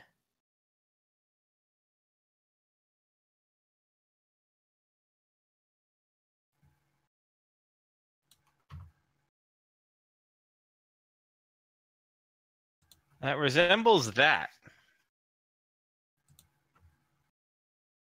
If y'all can see that, I hope it's on the right layer. It is on the right Yeah, layer. yeah. Yeah. It looks like E1. That's It exactly is. what I thought. You won. Well, who'd have thought? Because that's what I was going for. But yeah. No, you perfectly sketch it out perfectly, and you. Oh my God, redundant phrases, redundant. Do you descend back down, Tom? Yeah. Wonderful. You do so, and do you show off what you drew? Mm-hmm. She says, "Oh, well, that's fascinating. How would I be able to get a copy of that etching? I don't see a traditional data port on that. It would probably Where be did you get that? easier. It would probably be easier if you just took a picture of it, Oh, I see. of the sketch. Yeah. Ah, well, very well," she says, and she goes over to her collapsible desk and takes a small field camera out and takes a picture of the tablet. She takes a few tries for it to get something completely imperfect. She says, "Oh, well, thank you. Well, thank you very much. I don't mean to take up any more of your time. And she smiles charmingly, well, not charmingly, but she smiles broadly at Patrick, and she says, "You were a great help. Like I said, unfortunately, you don't have any credentials for me to, um, put in my dissertation, but a simple name of recognition will be useful, especially if this whole phrase thing is true. I do not see it though, but I don't see any reason for you to lie to me either. So we'll just study it further, or I will at least." Well, thank you for showing this. It has been a great relief for today's events Oh, to have this. I see. Well, I won't pry, but you're welcome, although I think you did me more the favor, or at least rectify the small inconvenience you inadvertently and accidentally caused. So, I wish you well. Be safe, and best of fortune to all your endeavors, both scientifical or otherwise. Uh, Hmm. where's the circle we're in, or the stone guy on this map of holes?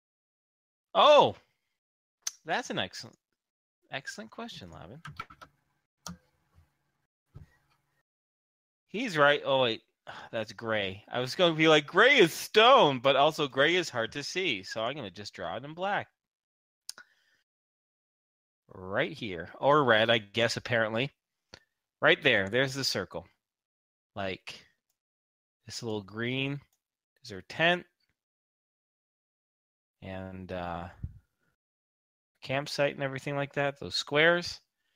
And where you accidentally started walking through the holes was like across this E part. That was your trajectory when she came out of the shrubbery and waved you down. Make sense? Mm-hmm. Yeah. But yeah, that circle is it is exactly where it is. So the stone figure is right dead in the center of it too.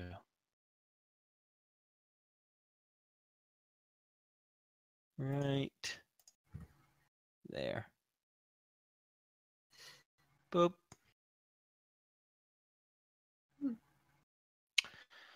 Well, she says, well, I don't mean to take any more of your time. But thank you for your assistance, as much as it is. One last favor, I suppose. Only because this dissertation is very, very important to me, and I never expected anyone to travel to, especially a group of your size with a robot vehicle of that size. But could you not tell anyone of this area, at least for another, half a year or so? By then I'll be finished with my dissertation and it'll be public record, at least in Tolkien, and then I guess anyone could visit the site. But in the meantime, I wouldn't want anyone to... I'm not worried about anyone stealing my work. It's just more interfering with the area, especially this stone figure. Want to make sure no one makes off with him or anything like that. Oh, I wouldn't. And I hope others will not. See? Well, I'll just have to rely on that hope. I would be very much appreciated, though, in all seriousness. She looks to each of you. Al says, sure, I have no reason to. Oh, wonderful. Sure, as long as you don't tell people that we've been here. Okay, so sure, a mutual secret, that's more than fine. Sounds good. Anyways, we gotta get going. Bye! Okay, bye. All right, she bids you good day as you load back up into the behemoth. But before you do, I would like everyone to roll me D100, please. Sure. I was also going to say, as we go back, I was going to ask Lavin something. Okay, go ahead and ask him. Rolls. Al would say, are you okay? You seemed pretty tense back there. I've had more than my share of bad experiences with magic. Ah. Yes. Al thinks for a second. I've had my bad experiences with laser guns, so I guess I see your point. Laser guns are more trustworthy than magic. They're predictable. Al laughs. Really? Guess it depends on the quality of the laser gun. You had some bad laser guns, have you? That's all right. I'm just laughing though the chances are. Man, you should have seen it. We're in a big room, and suddenly tons of laser guns were pointed at us. The worst. Al just kind of shakes his head and says, oh, I've had my share. But I don't know. I suppose a mage who doesn't know much about science would think the same way about laser guns as you do magic. Maybe. And Al would let it slide. Or let it slide because he's done something wrong. Al would just drop the conversation, yeah. Sure. I see Al and Patrick and Lavin rolled me a D100. Tom, did you? Yeah, he rolled a 16. Yeah, okay, good. Yeah, there's the 16 underneath that 17. Rolled very well. Okie dokie. Gonna just take a note. All right. So you continue on. Load back into the behemoth. The Celeste kind of gives you a farewell wave from her sight behind the bushes there. As you now, Tom, do you course right through the holes again, or do you avoid them? Oh, I'm Just going walk through to it again? avoid them. Total asshole. It could. No. Bye. Thump, thump, thump. Okay. All right. And you, sure enough, I'm going to skip another hour or so in the future. And the rest of the journey is uneventful, with the exception of one thing. Half an hour after leaving this strange site with all the holes in the ground, all of a sudden, Basilisk starts laughing and really, really loudly and boisterously.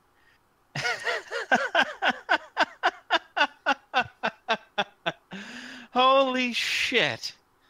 She was right, he exclaimed.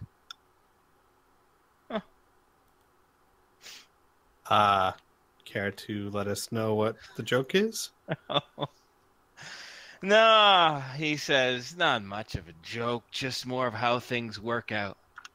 This whole idea was with Jalea. Was her and Yasmin's idea. Me and Ezex wasn't too crazy about it. Ezex probably because he got himself a herd mentality, and I got that too, I guess, pack mentality. But frankly, I didn't see us splitting up all that good. It would weaken us like sticks, you know? One stick is easy to break, but a bundle of them harder, right?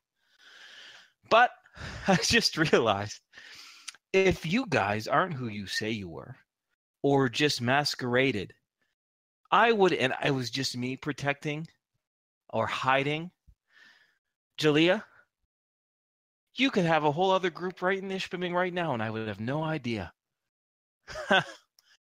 Yeah. Turns out I guess those two were right after all. Sorry, that's why I thought it was funny, because I thought it was a piss poor idea from the start. But now here I am, despite all my caution, despite all my confidence, despite all my assurances. I could have been played. That's the joke, at least to me.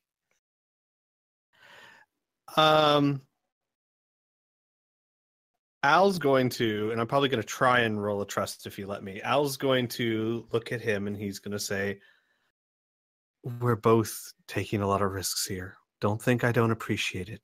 I promise you, I am not playing you. He said, roll me a D100, actually. Sure. You're trying to charm him. He gives a bit of a smirk and he says, yeah, I know. And you're either the world's best bullshitter or you're saying the truth. But even if you weren't, I mean, let's be honest. Even if you were leading me into a trap, that's exactly what you'd say. But I get your point. That's fine. And once everything is settled, if it does get settled the right way and no one gets hurt, I'll remember what you said and maybe appreciate it more in the future. That makes sense. Al nods and he says, he kind of like pauses because he just said anything I say. Al pauses and he says, I give you my word that we will convince you this is right, not force you. He gives a shrug and he says, all right, well, how much longer we got? You got like 20 minutes. Oh, shouldn't be too long now. Less than half an hour. Well, all right, he says. And with that, sure enough, Tom, you're able to guide the behemoth back to the lake, almost back to the... Wait, before we get to the spaceship. Sure. I want to ask Patrick something. Okay. So, Patrick, ever since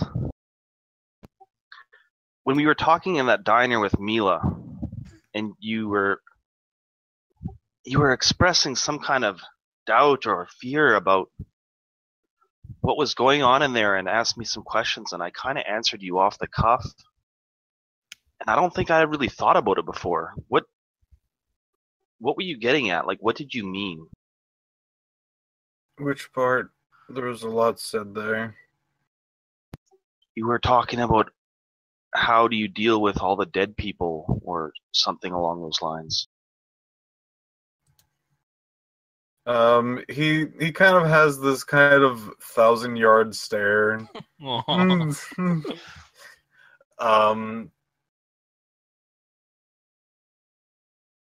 Well, I have adapted as much as I detest a life of not only adventure but danger, and it sounds glamorous in books, but when taking a life, it's not easy, but you can ration that. And when you see a dead body, and you feel sorrow for that.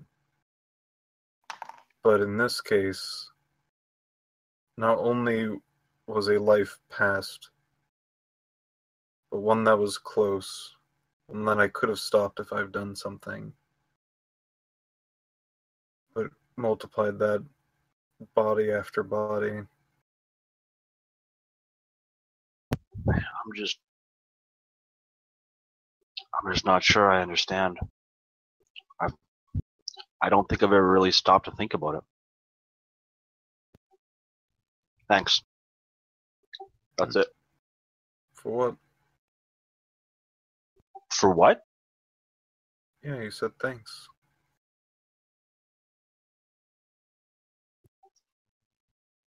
Perspective? Fair. And scene? Yeah. And scene. So wait. I did have real quick, an idea. Sure. It won't take too long at all. After talking to Basilisk, that little conversation we had, Al would, because this is something from his past, he would say, to pass the time, have you ever played a game called Go? And Al would pull out a board. Are you asking Basilisk or just Basilisk? Basilisk. He goes, Am I in your shot? Just kidding. Go ahead. Yeah, no, you are within earshot, sure. But Basilisk would shake his head. He goes, "No, never heard of Go." I mean, I've heard of it. He says, with a knowing look, but I haven't actually played it. Never seen it played. Would you like to learn? Well, how long is it going to take? You said it's going to be less than half an hour. Well, to get to where we're going, and then if I have an idea to help convince you, it might take another hour or two. We've got time. I see. Well, all right. He says, "What the hell?" Did Lavin actually was that in character? Yes, I have. Yeah, you should. I don't know. I hadn't really thought about it. I do really like Go though, like IRL. Well, you can have your character know what Go is. Go is in the Go is okay. Sure. fine I guess now, yeah. I guess Lavin likes Go. We'll go with that. I'd be watching. All right. So you teach Basilisk how to play Go. The rules are relatively simple, so he picks up on it easily enough. But with all due respect, can I move us to the ship? Yes. By all means. Yes. Yes, Okay. indeed. Wonderful. So, sure enough, Tom, you guide the behemoth right to the southern tip of the lake, where approximately where the Rhapsody is boarded. You change, if it's fair enough for me to take narrative control here. Is that all right, Bern? Go for it. Okay. You change the radio frequency to one to communicate with Alicia on the Rhapsody. She acknowledges it, and at your signal, she'll bring it out of the ocean and land it nearby.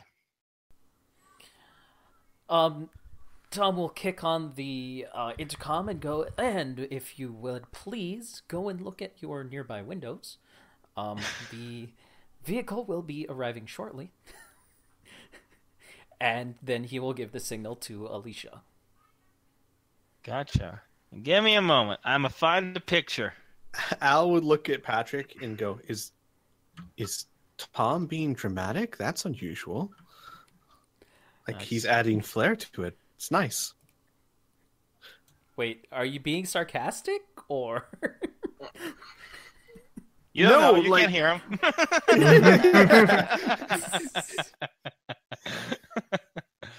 So now, I'm seeing this picture here. Now, I don't know a whole lot about Rift's equipment. I'm not sure what the word is. Vehicles. I'm looking at this, and it looks like it could be a jet. Is that a correct interpretation of this for my character? Define size of jet. Yeah. Oh, so this thing's huge? Okay, yes, let me put it to you this way. I'll describe it for you if you like. Yeah. Okay.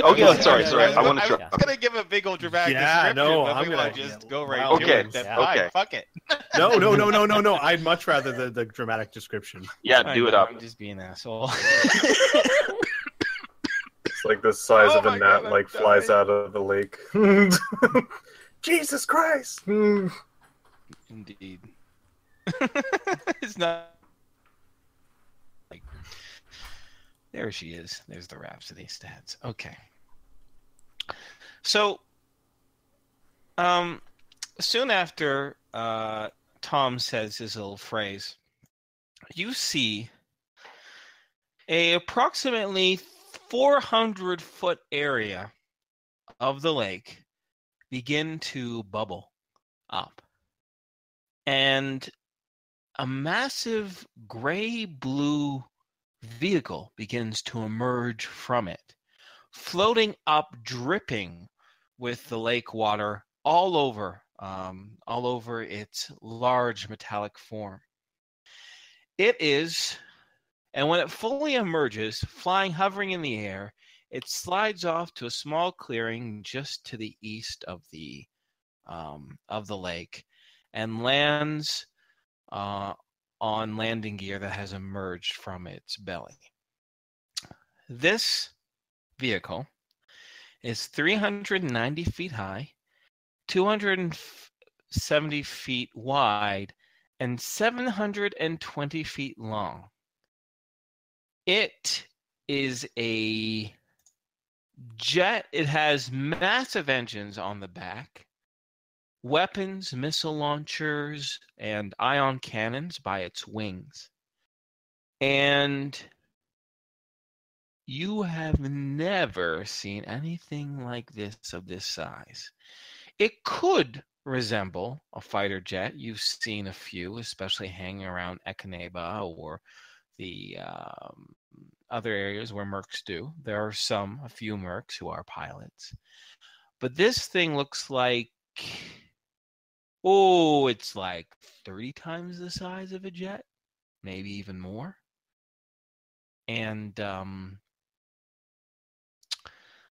I won't say for Lavin, but if you had this reaction with Perrin and everyone else who's seen this fucking thing, and maybe with some amusement, maybe not, Basilisk's mouth hangs open almost comically before he realizes it, and he closes it and he looks at it with big eyes and he says,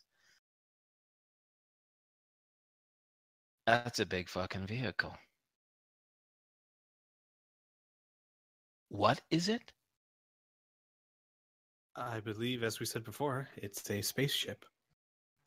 I don't think you ever said spaceship in... Mila didn't. Yeah, she did. Criana did, yeah. And then Tom clarified on it because, well, she's already said it, so...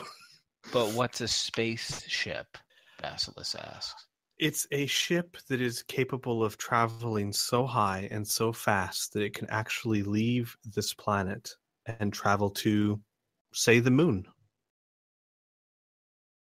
Or beyond. So that's where you're going to take Jalea, to the moon? No. Hopefully I'm going to take her home somehow. But the idea is this ship moves faster and farther than anything I know of. It can stay airborne forever. It does not need to stop for fuel. It does not need to slow down. It can move you hundreds of miles in an hour. And it's pretty good when it comes to defensive measures. You've fought in it before? We've had to shoot down some missiles.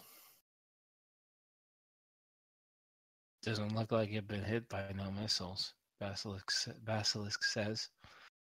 Al nods. As I said, it has pretty decent defensive measures.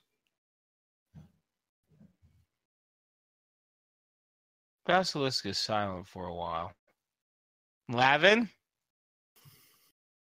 Oh, was I hitting the wrong freaking control? I said earlier, I feel very small.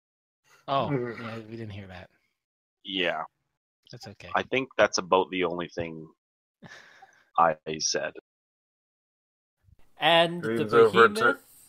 Sorry, Mhm. just really quickly. The behemoth will get up and start moving towards it. Basilisk says almost nervously, "Are we going inside this thing?" In my experience... Oh, go ahead, Patrick. You go. Well, if this is enough to convince you, I think we don't need to, but we can go in if you'd like. Just hold on just a second there. He says, "Let me just get my head on straight." The other thing I said, but I just remembered, was when you mentioned fly to the moon, I said, but the moon's so small. Al says, no, it's actually incredibly far away, so it looks small. Just like a mountain can be covered by your thumb when you're miles away from it. But imagine the moon is many millions of miles away and still that big. Now I feel really small. Al nods. And you thought laser guns couldn't get scary.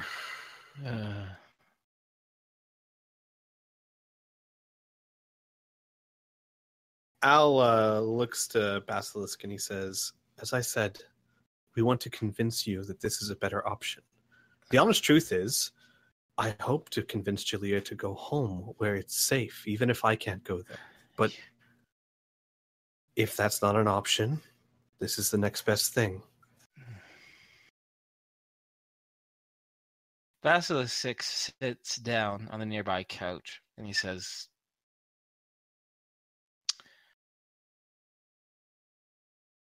one thing that was gnawing on the back of my head this entire time, despite all my defenses, despite all my suspicions, despite all the warnings Yasmin gave me, was that if you were someone who was pretending to be Al, they'd come up with a more likely scenario than some powerful force changed my body.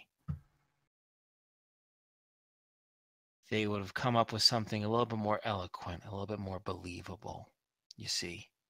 Oddly enough, the ridiculousness of what you said and the personal details that you mentioned were strong. Now, I thought you were going to take me to some tank. Maybe you would have stolen a coalition vehicle, you know, one of those transportation ships with skulls all over them. But this, he says, this is, I know there's some wild shit that pours out from those rifts, but, I don't see any reason why you would be lying now. Only because if you were beings of great... Listen, you don't need a measly 10,000 credit reward, clearly, he says. And that's the only other motivation, unless you've run across and pissed off this Al guy, and they're now masquerading as him, trying to hurt him through his family.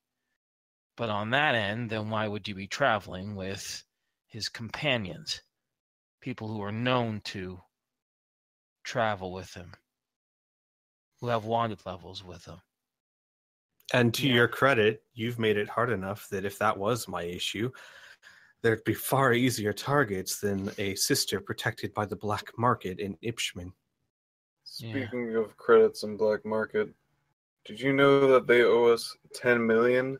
Was willing to give us, and we actually turned it down because we seriously did not want any more affiliation with them. You turned down 10 million credits? Like Lavin's like wakes up, it's like, what? Al says the money wasn't worth it for, as I said, dealing with the black market in our experience has been nothing but trouble. Well, Basilisk says, still staring out the window at the ship, I guess now I might as well tell you about the complication of all this. Oh, here we go. They're hostages. No, they ain't hostages, he says, but...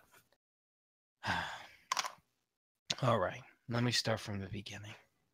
He says, and before he had that kind of rough, confident tone, but when he's explaining this, he can't even mask the baffleness in his tone, and he's saying this almost stunned as it kind of spews forth from his mouth because he's still trying to mentally process this giant fucking ship that just emerged out of a lake.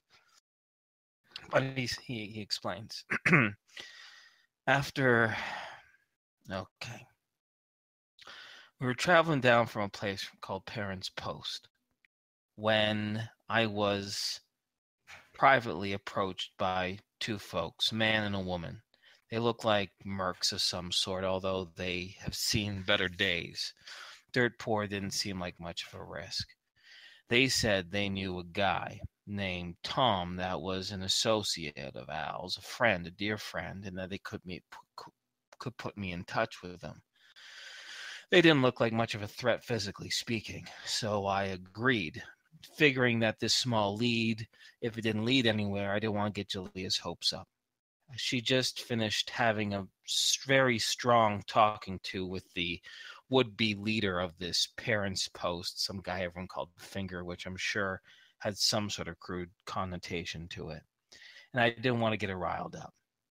So I went to meet with these people privately, just in a little shitty town called Innisfail, north of New Laszlo.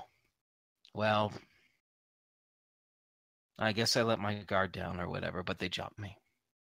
They jumped me, and as I said back at the brothel at Yearning, they started cutting me, started torturing me pretty bad. It was fucking excruciating. And just talking about that, it's not good. Luckily, Jalea, Yasmin, Ezex, and a mystic friend of ours managed to find out where I was being hidden thanks to this mystic's abilities. This woman named Misha. They were able to find me, rescued my ass, and got me out of there.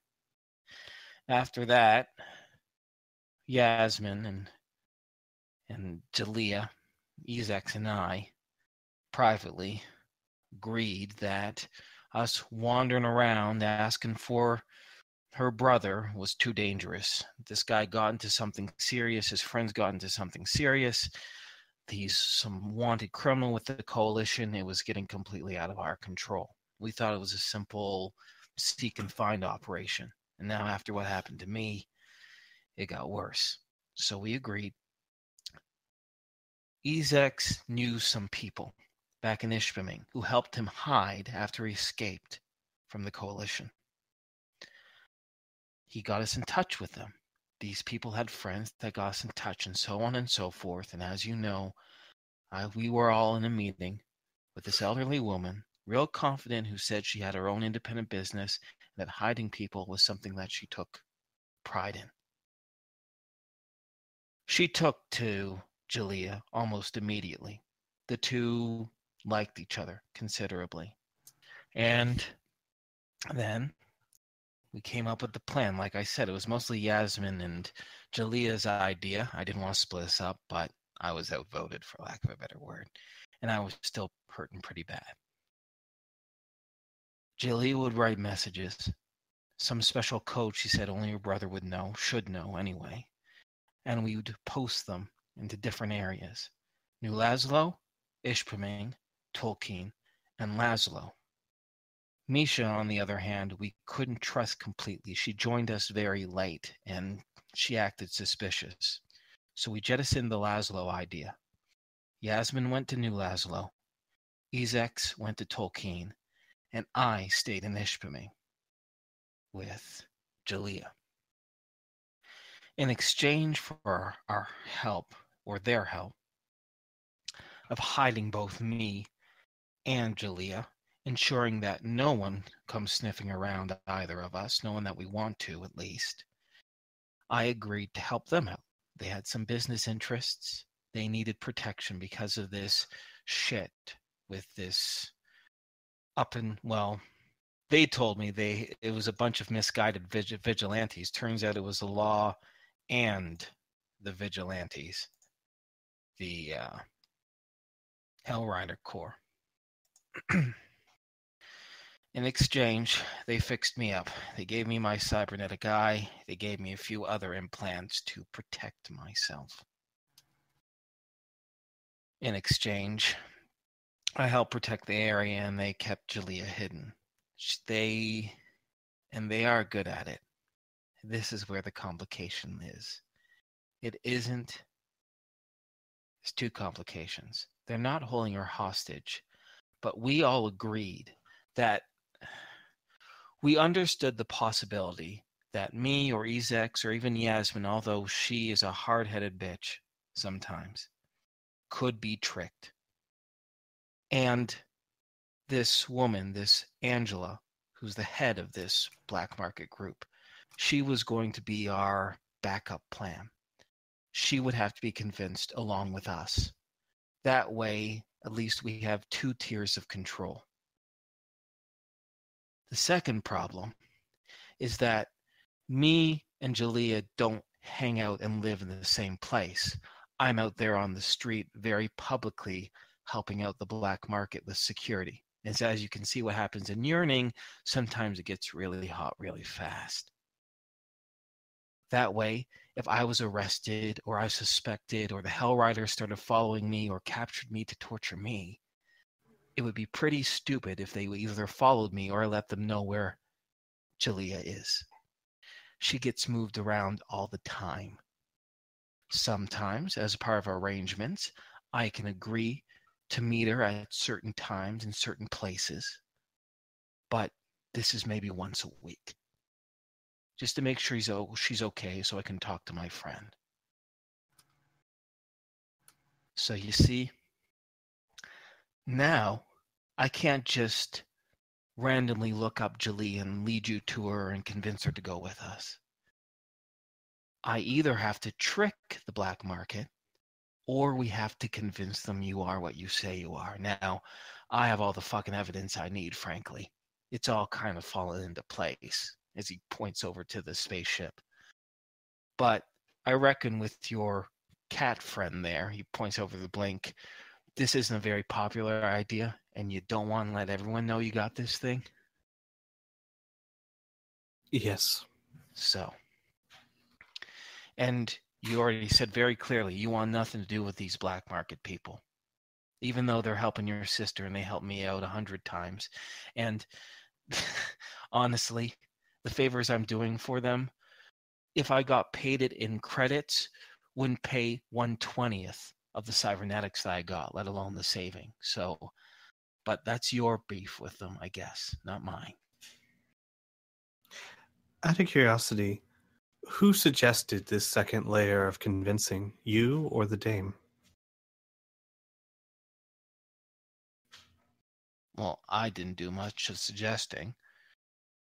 He says, I can't remember the exact conversation. Yasmin, Jalea, and the dame, I guess they all came up with it together. You know how ideas are happening. Someone suggests something, they work it back. It goes back and forth. It just, to me, seems very...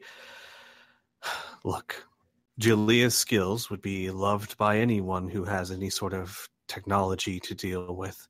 Sure. And by ensuring that they have to agree with you, they ensure they can keep Jalea as long as they want.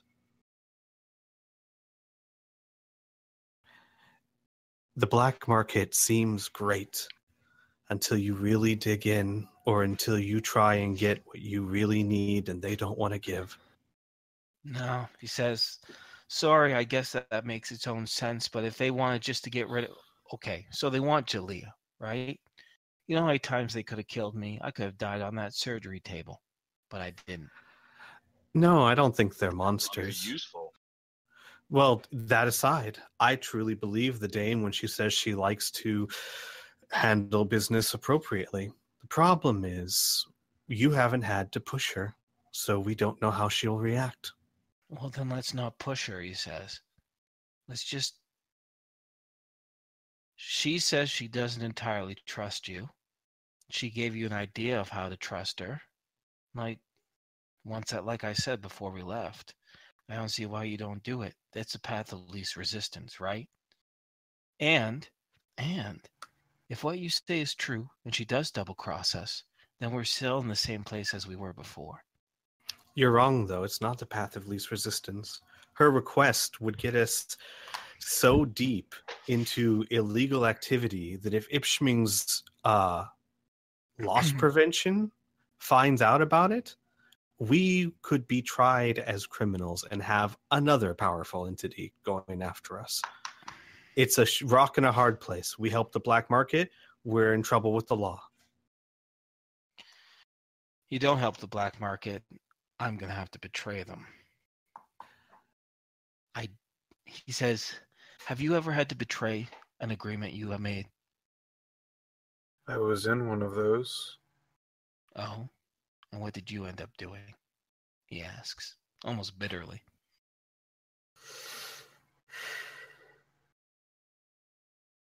Well, it was a play of forced hands after a bit.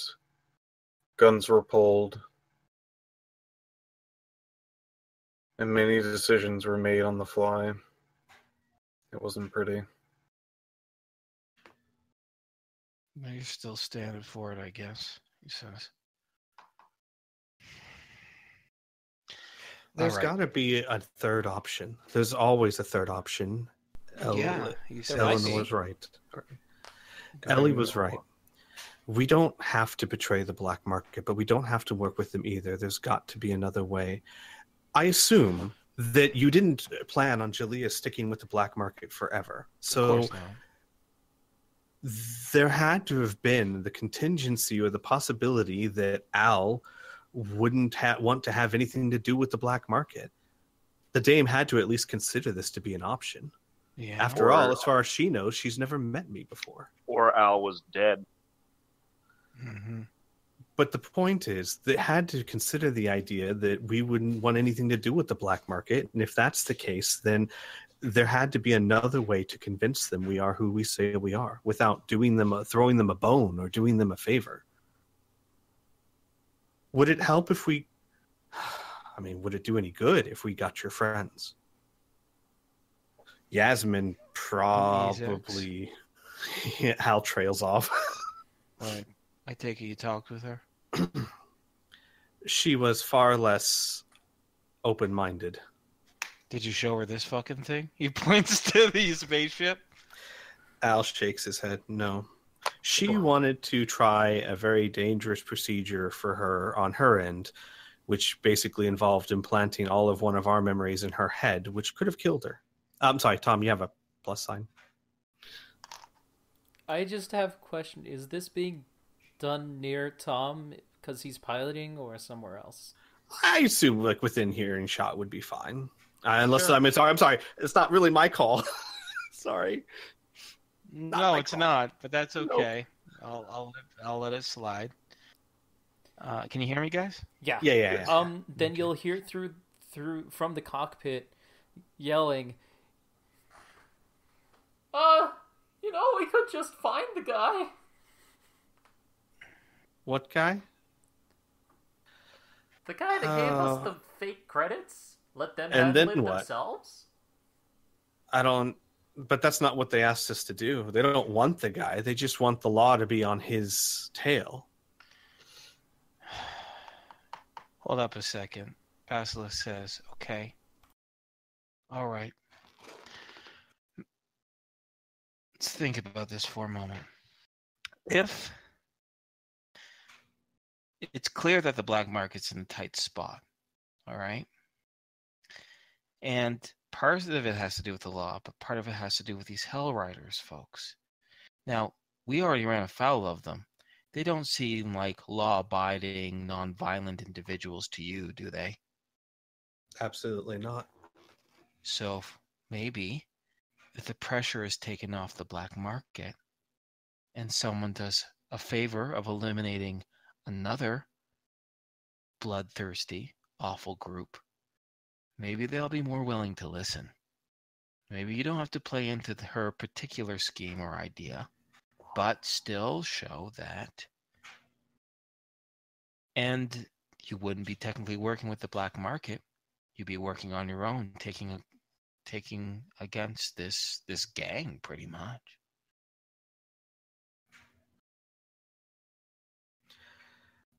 Or, he says, you can be patient. Hang around in Ishpeming for a while until things need to cool off. It'd be pretty suspicious if I just came back from here and be like, oh no, I couldn't convince them. By the way, can I see Jalea right away, please? That'd be pretty suspicious, wouldn't you think? A little bit, yes. So we have to leave a couple days cool off to say that I couldn't convince you. Then wait at least a few more days just in case to say, okay, what do you want me to do next? What do you want me to protect next? And then let them arrange the plans for me to meet Jalea.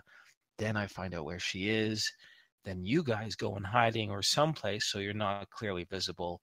I let you know where she is. We go see her. You talk with her. You convince her to come with us. I do my part to help you out. And we all leave.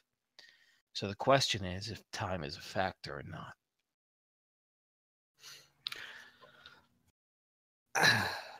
Well, maybe. I don't know.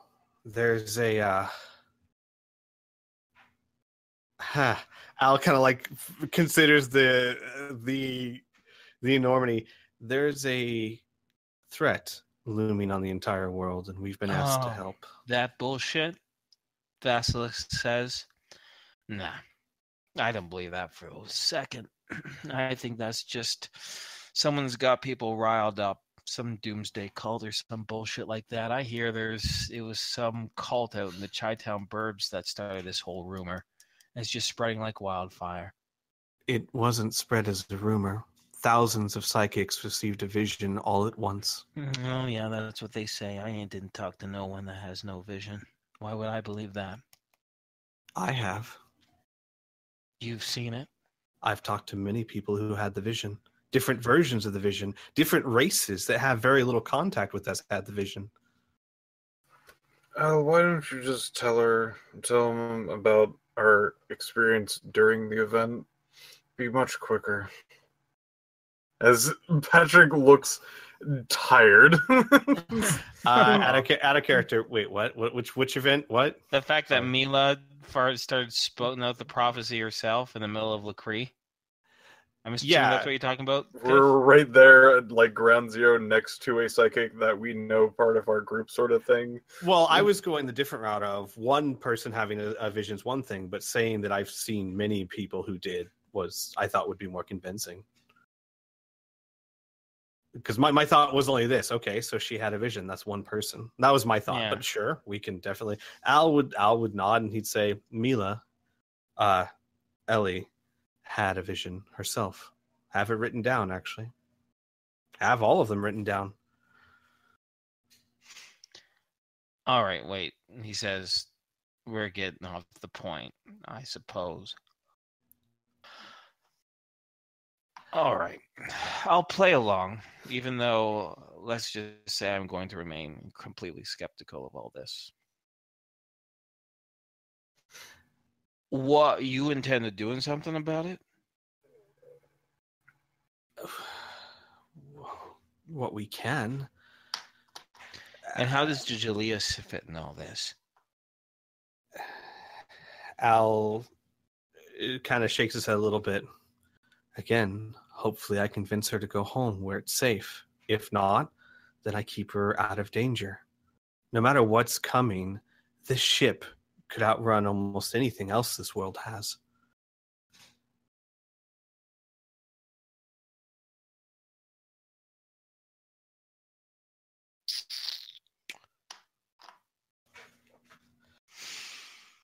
Basilisk crosses his arms and he says,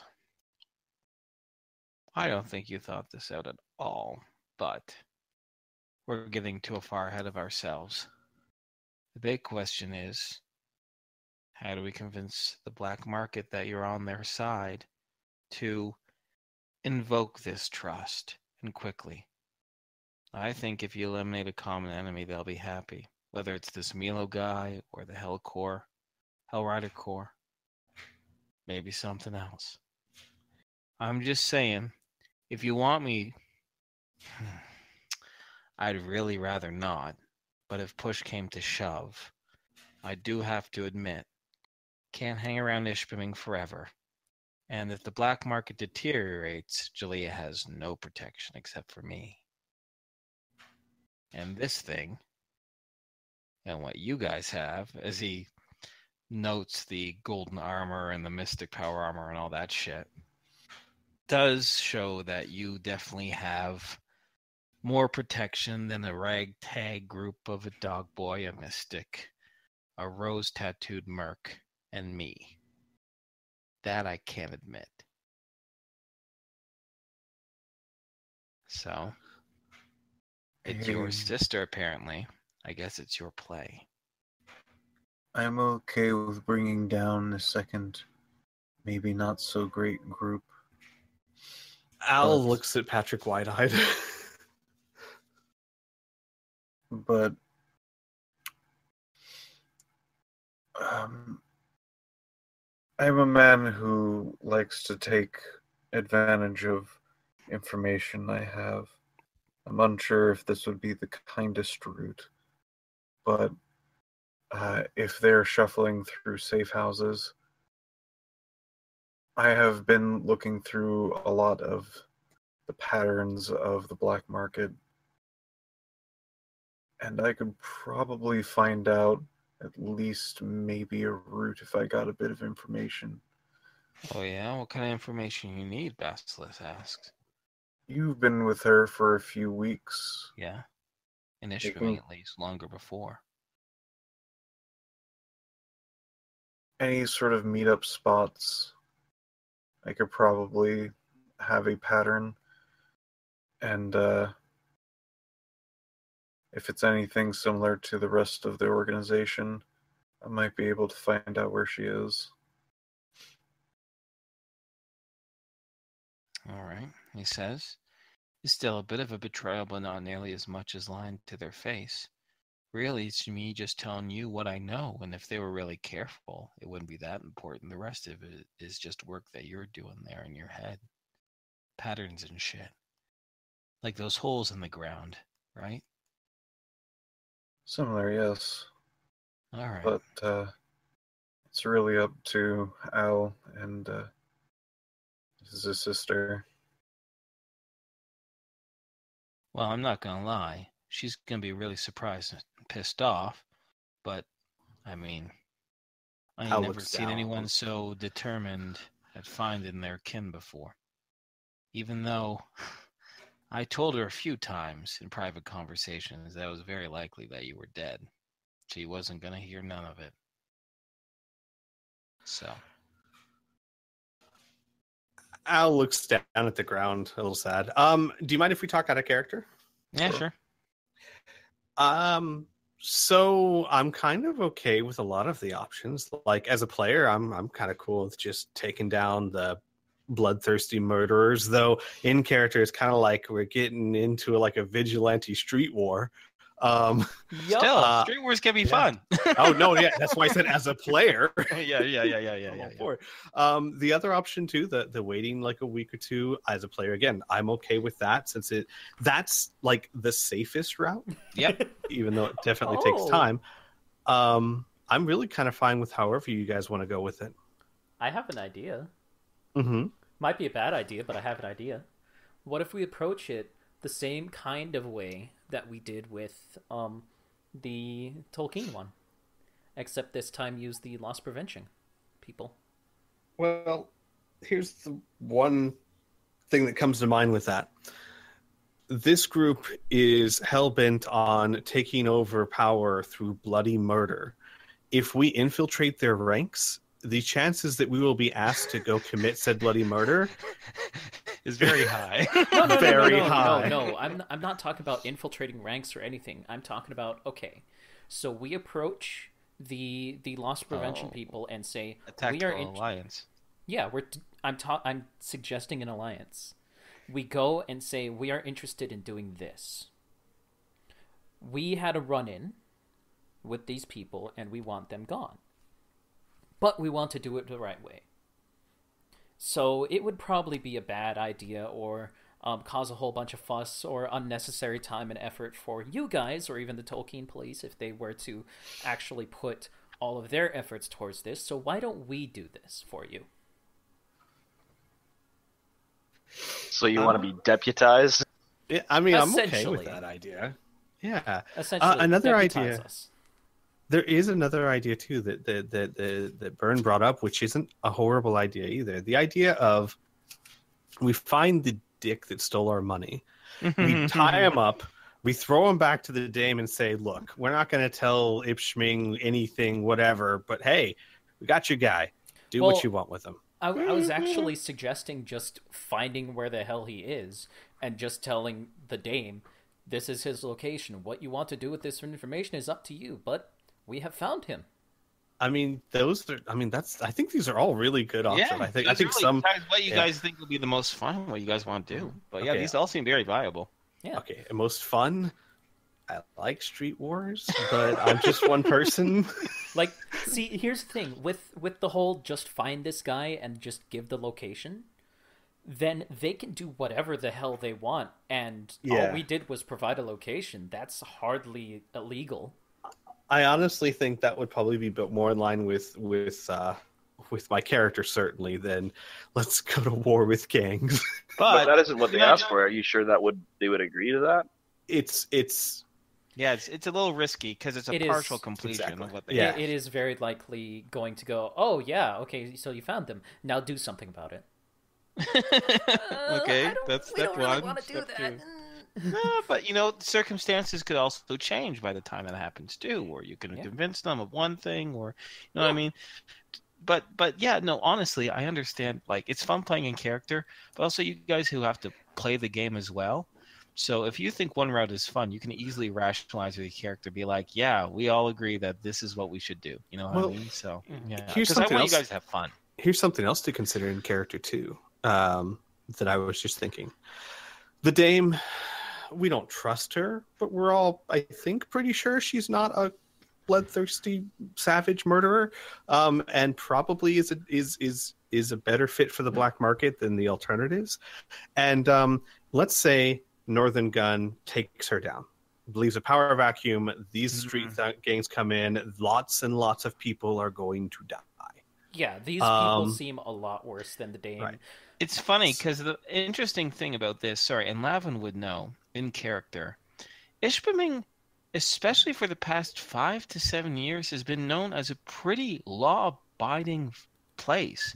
If there's any criminal activity, it's very small and very secretive.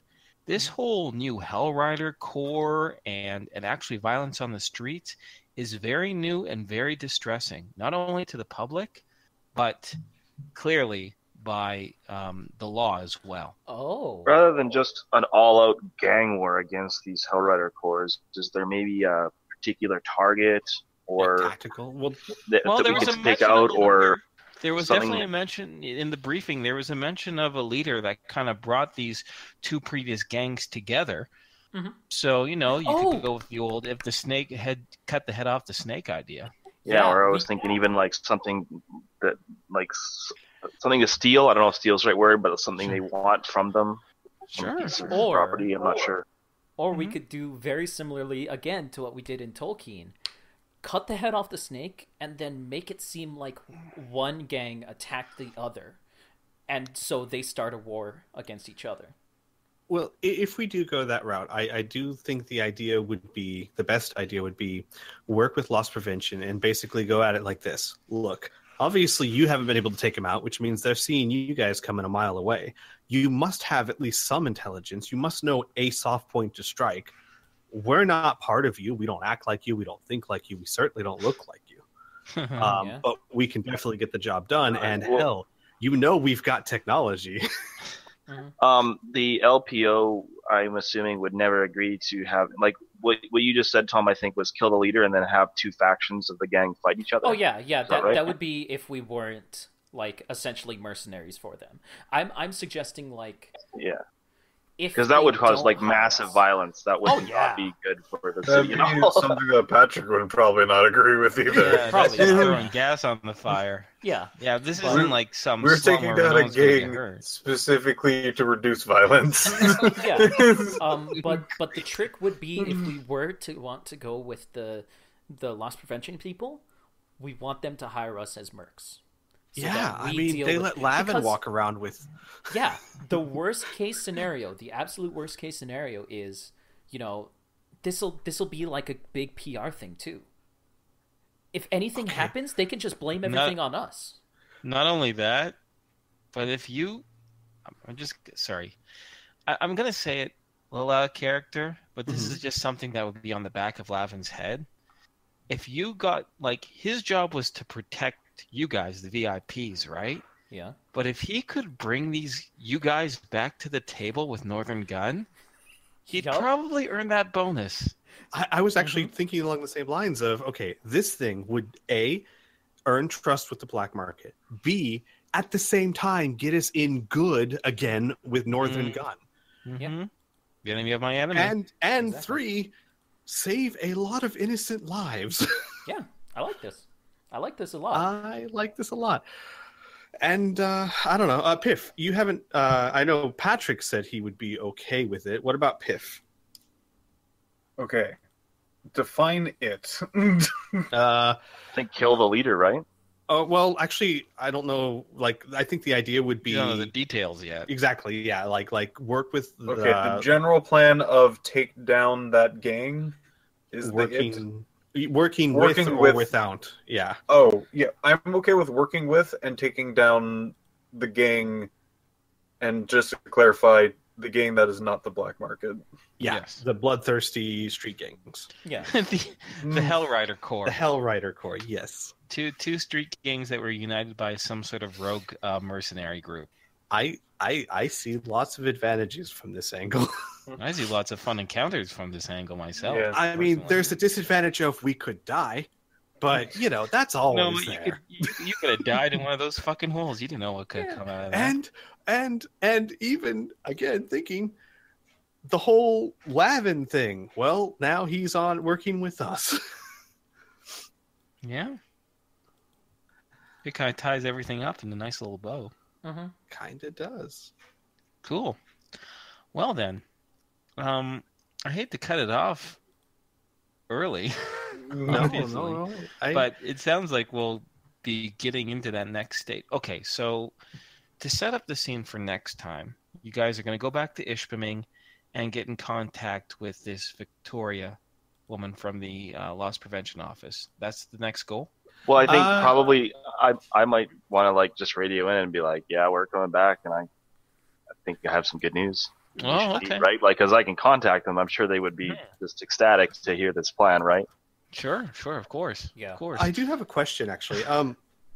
Was there someone on the Rhapsody that was designated like were we ever told like this is like Zoe or someone else can speak for Perrin or can act in Perrin's stead or something like that? Zoe acts in Parent's stead for sure. It might be worth talking to her saying, look, we're thinking about going to the table with Northern Gun. If Perrin wants any sort of deal or negotiations with them, We can do that now if you want. Yeah. Let's That's do a Sure, small Let's enough do sure. Let's do that. Yeah. So Um, we So dock let's with the not ship. take. We Yeah, dock yeah, with the okay. ship, close everything up, and we leave the ship above water. For now. For now. Yeah. While you meet up with Zoe. Okay. So, are you letting Basilisk and Lavin on board? Ooh, we're gonna have to explain that to Zoe. Mm-hmm. See, you could contact her by radio. Yeah, right that's now what I and was gonna save say. that I was gonna problem. say. Let's not go into the Rhapsody with. Yeah, these let's people. not go into the Rhapsody and contact her by radio. Mhm. Okay. Yeah. Okay, go ahead. You get the radio. First, you get August Keach on the radio. He kind of asks if there's any problems because you're all just kind of standing out there. Oh no problems. We're having a bit of an argument right now. Is it all right if we can talk to? Oh God, we just said her name out of character. Zoe Wedgwood. And he goes, yes, of course. I suppose. How I'll you doing, find her. August? How's, I'm doing well. How's the the- decrypting coming? Actually, pretty well. I had myself, I guess you could say, a eureka moment in the shower 2 days ago. I think I finally figured out a way to bypass the tertiary firewall systems by creating a dummy proxy, and he starts going off in all this technobabble for about 3 minutes. Al would patiently listen to it, and he would actually pause and go, "August, how familiar are you with Ipschming? More." More. Uh-oh.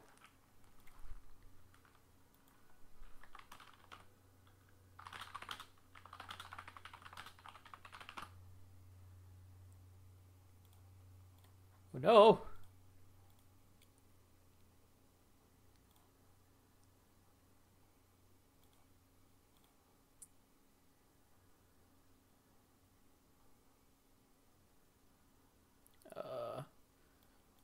Whoopsies. I'm trying to disconnect and reconnect. Give me a second, guys. Du-du-du-du-du-du-du.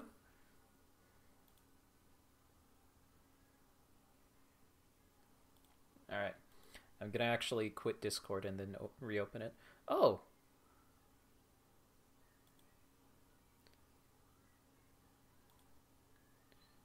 I might just have issues with internet.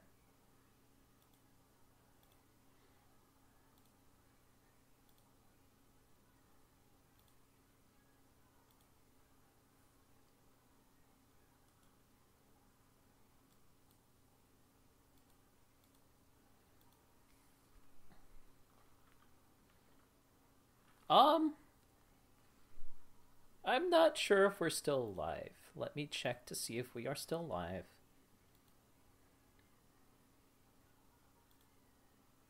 Yes, we are still live. Al, like, I'm not a fighter, Okay. but the way you took him out. Anyway, We're back. Hi. Okay. Sorry about that. But my thought was, so sorry, Burn. My thought was, if we are going to be taking the Hell Riders on, and considering that Ipschming is a very technological place, might be nice to have August close at hand in case we need to decrypt or hack or do something of that nature. Oh, interesting. I would Like, really set him up in enjoy a that. nice hotel so that he's not in the danger, but that way if we come across something, we can radio him and he's not, 3 hours away. Yeah, I like that. okay. like that Anyways, idea. but August would explain. He goes, well, there's a lot of variables there on it, but it depends on the encryption level, the security levels, and everything. But if you're talking about the Northern Gun, they are definitely up to date on, and probably develop quite a few security mechanisms. I can't guarantee absolute success, but let's just say the past little while I've had a lot of practice with high-tech systems. Interesting. Well, I'm going to be completely honest with you. I don't know any details yet because it's still a plan that we're formulating, but we might be going up against some forces in Ipschming, and it might be good to have your skills close at hand. Not in danger, of course. We'll set you up in a nice hotel somewhere or whatnot, but you could be invaluable. I like the idea of the hotel, August says in his little snooty high voice. However, perhaps you could define these forces that you're speaking of. If you're going against the Northern Gun, No. Well, No. you've gone across very powerful groups before, you understand. There's a street gang that's turned very violent, and it's murdering innocent people in an attempt to grab power. I see. We are looking into perhaps working with Northern Gun to take them down. Again, we haven't actually worked out any details yet. This is all still very main concept ideas, but given your level of skill, it's something that crossed my mind. I see. Well, yes, I could definitely use a bit of a break and try something new. And if this hotel thing works out as you've promised, I don't see any problems with that. What's that? Oh, yes? Alicia asks, how much longer are you going to take? She's starting to get a little batty in here. Now that I think about it, if we're going to a street war, why wouldn't we want Alicia? Because nobody else can pilot the ship. Yeah, you have to find someplace. It's feasible, but you need to find some place to literally hide the ship where you have access to it. Yeah. Well, what we could do is have Tom go on the ship, submerge it, and then go out in the Mystic Power Armor again. Because we've done Here's that. the only other thing then. Everyone else in the ship will need to leave. They don't have to take part. They can go to Ishbiming with you, and they can do their own thing. They don't have to do this. I mean, we can narratively have them do their own thing. They don't have to necessarily assist you. But I don't know about you, but I wouldn't be comfortable submerged, even if it's a high-tech vessel. If something goes wrong and no one knows how to get it out of there, then you're in trouble. You know what? Yeah, I agree. Everybody, let's take a trip. I kind of like the idea because since we don't know the details of what we're getting into, the smart play is to take everything we can. Yeah, which is and let the NPCs, whether they're and let the NPCs like Zoe and Marlis and McLaughlin decide for themselves what they want to do. And frankly, I mean, poor Alicia needs some love too, right? Right. She's been Yeah, she does. delegated Poor as girl. person who picks up and lands the ship. So, Mhm. okay, we'll go with that. But then, so that's all Then right. Al would answer. Well, actually, Alicia, if you can hear me, we're thinking about Yeah, all I of can us hear taking a you. field She trip. says, "Oh, a field trip, huh? I know what that probably means." You So, could stay on the ship. oh no. I didn't mean to say it like that. She says, "It's more of how many guns should I take?" All of the guns, Alicia. Okay, All of the guns. I'll start packing. All right. Um. Anyways, but let's get to you talking with Zoe. Mhm. Mhm. So, chat Yeah. up with Zoe. So, all right. So I guess he passes it over. Yeah, he does eventually pass the comms over to Zoe. And she says, "Oh, hello." Hi. So just wanted to check something with you real quick. Does Mhm. Perrin have any? I know he has to have had some dealings with Northern Guns, but does he have any desire to build trade or negotiate anything with Northern Gun? She gives a bit of a laugh and she says, Northern Gun is one of Dan's most trusted and long-term merchant contracts. He has many connections with them. In fact, he has an old saying, magic goes east. Magic goes east, tech goes west. And then he has some stupid rhyme about how this serves him best. It's very silly, but the man is charming in his own peculiar way. Regardless, yes, he typically sends most of high tech, either weapons, armor, etc., that he acquires and purchases from the Northern Gun. Of course, he has other dealers with other independent manufacturers, but well, yeah, Northern Gun is well known to him and to Well, all of, well, to me too, of course, by proxy. then saying that, actually, I was thinking you might be able to use our connections, but we might actually need yours. So, Hmm. loss prevention and Northern Gun in general is highly. Whoa. Did you say loss prevention? Yes. As in the Northern Guns Loss Prevention Office? Al kind of looks to Lavin and goes, "Yes." Okay, please continue. I just needed to hear that clarification for a moment. Oh, right. Well, we you know when we talked to Perrin that we had some dealings with the black market and had gotten out of that. Well, Wise decision.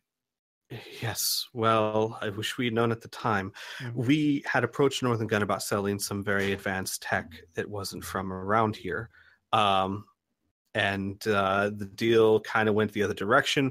Northern Gun was rather upset at us, and now it looks like, despite the fact that they were upset at us, they are still interested enough that they are sending someone to, I guess, try and bring us back to the table. I was curious if this would be something that would interest you as an opportunity, but might be more that you might lend some credence to our side if you have such a good relationship with them. Yes. Well, I don't personally understand. I worked with Dan. I did tell you this before. I was a smuggler with him for quite some time, and then I managed the Endless Storytellers until he took me off that project for this new venture, she says. You can hear a bit of depth to her tone.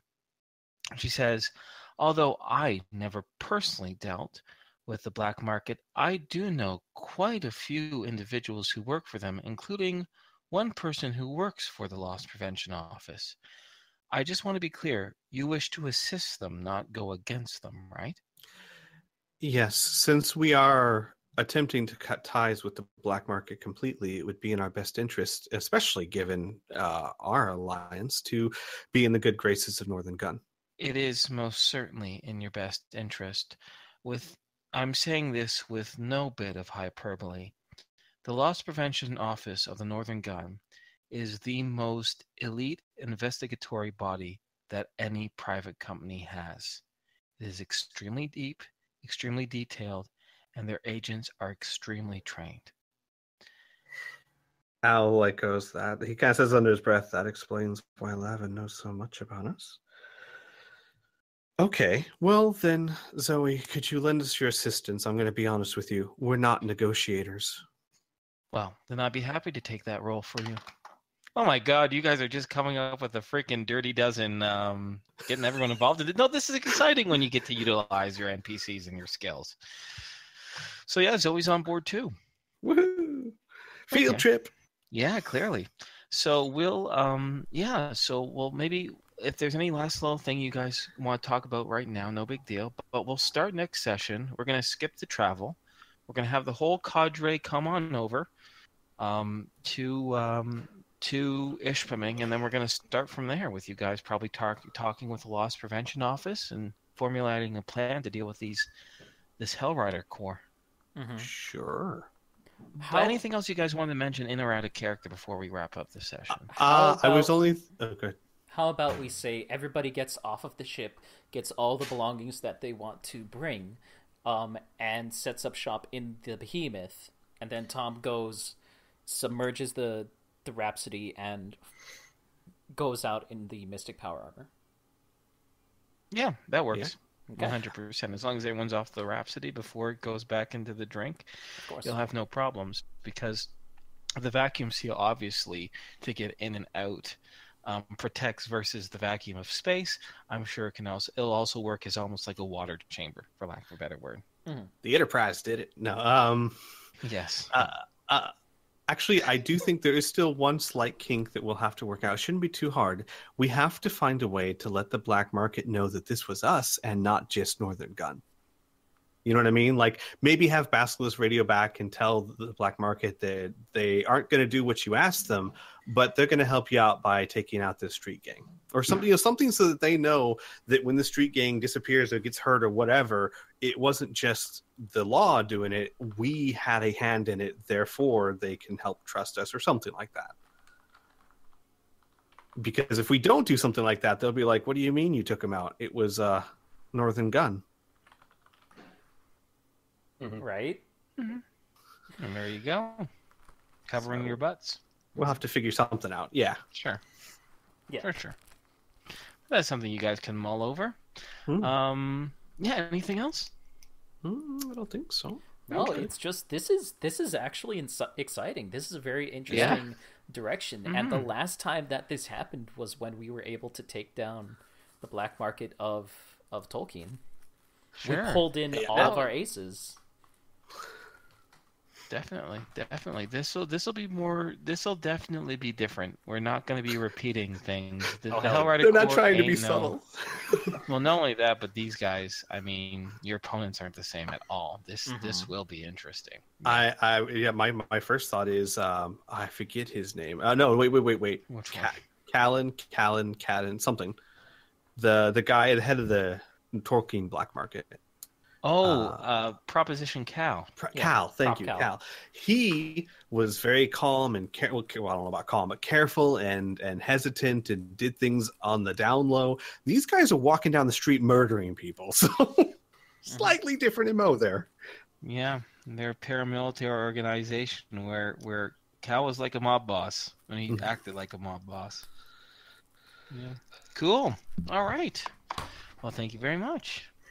All right. Well, I just spilled a drink on my computer, so I'll be back. I'm gonna stop streaming. Thanks, guys, for watching. Bye.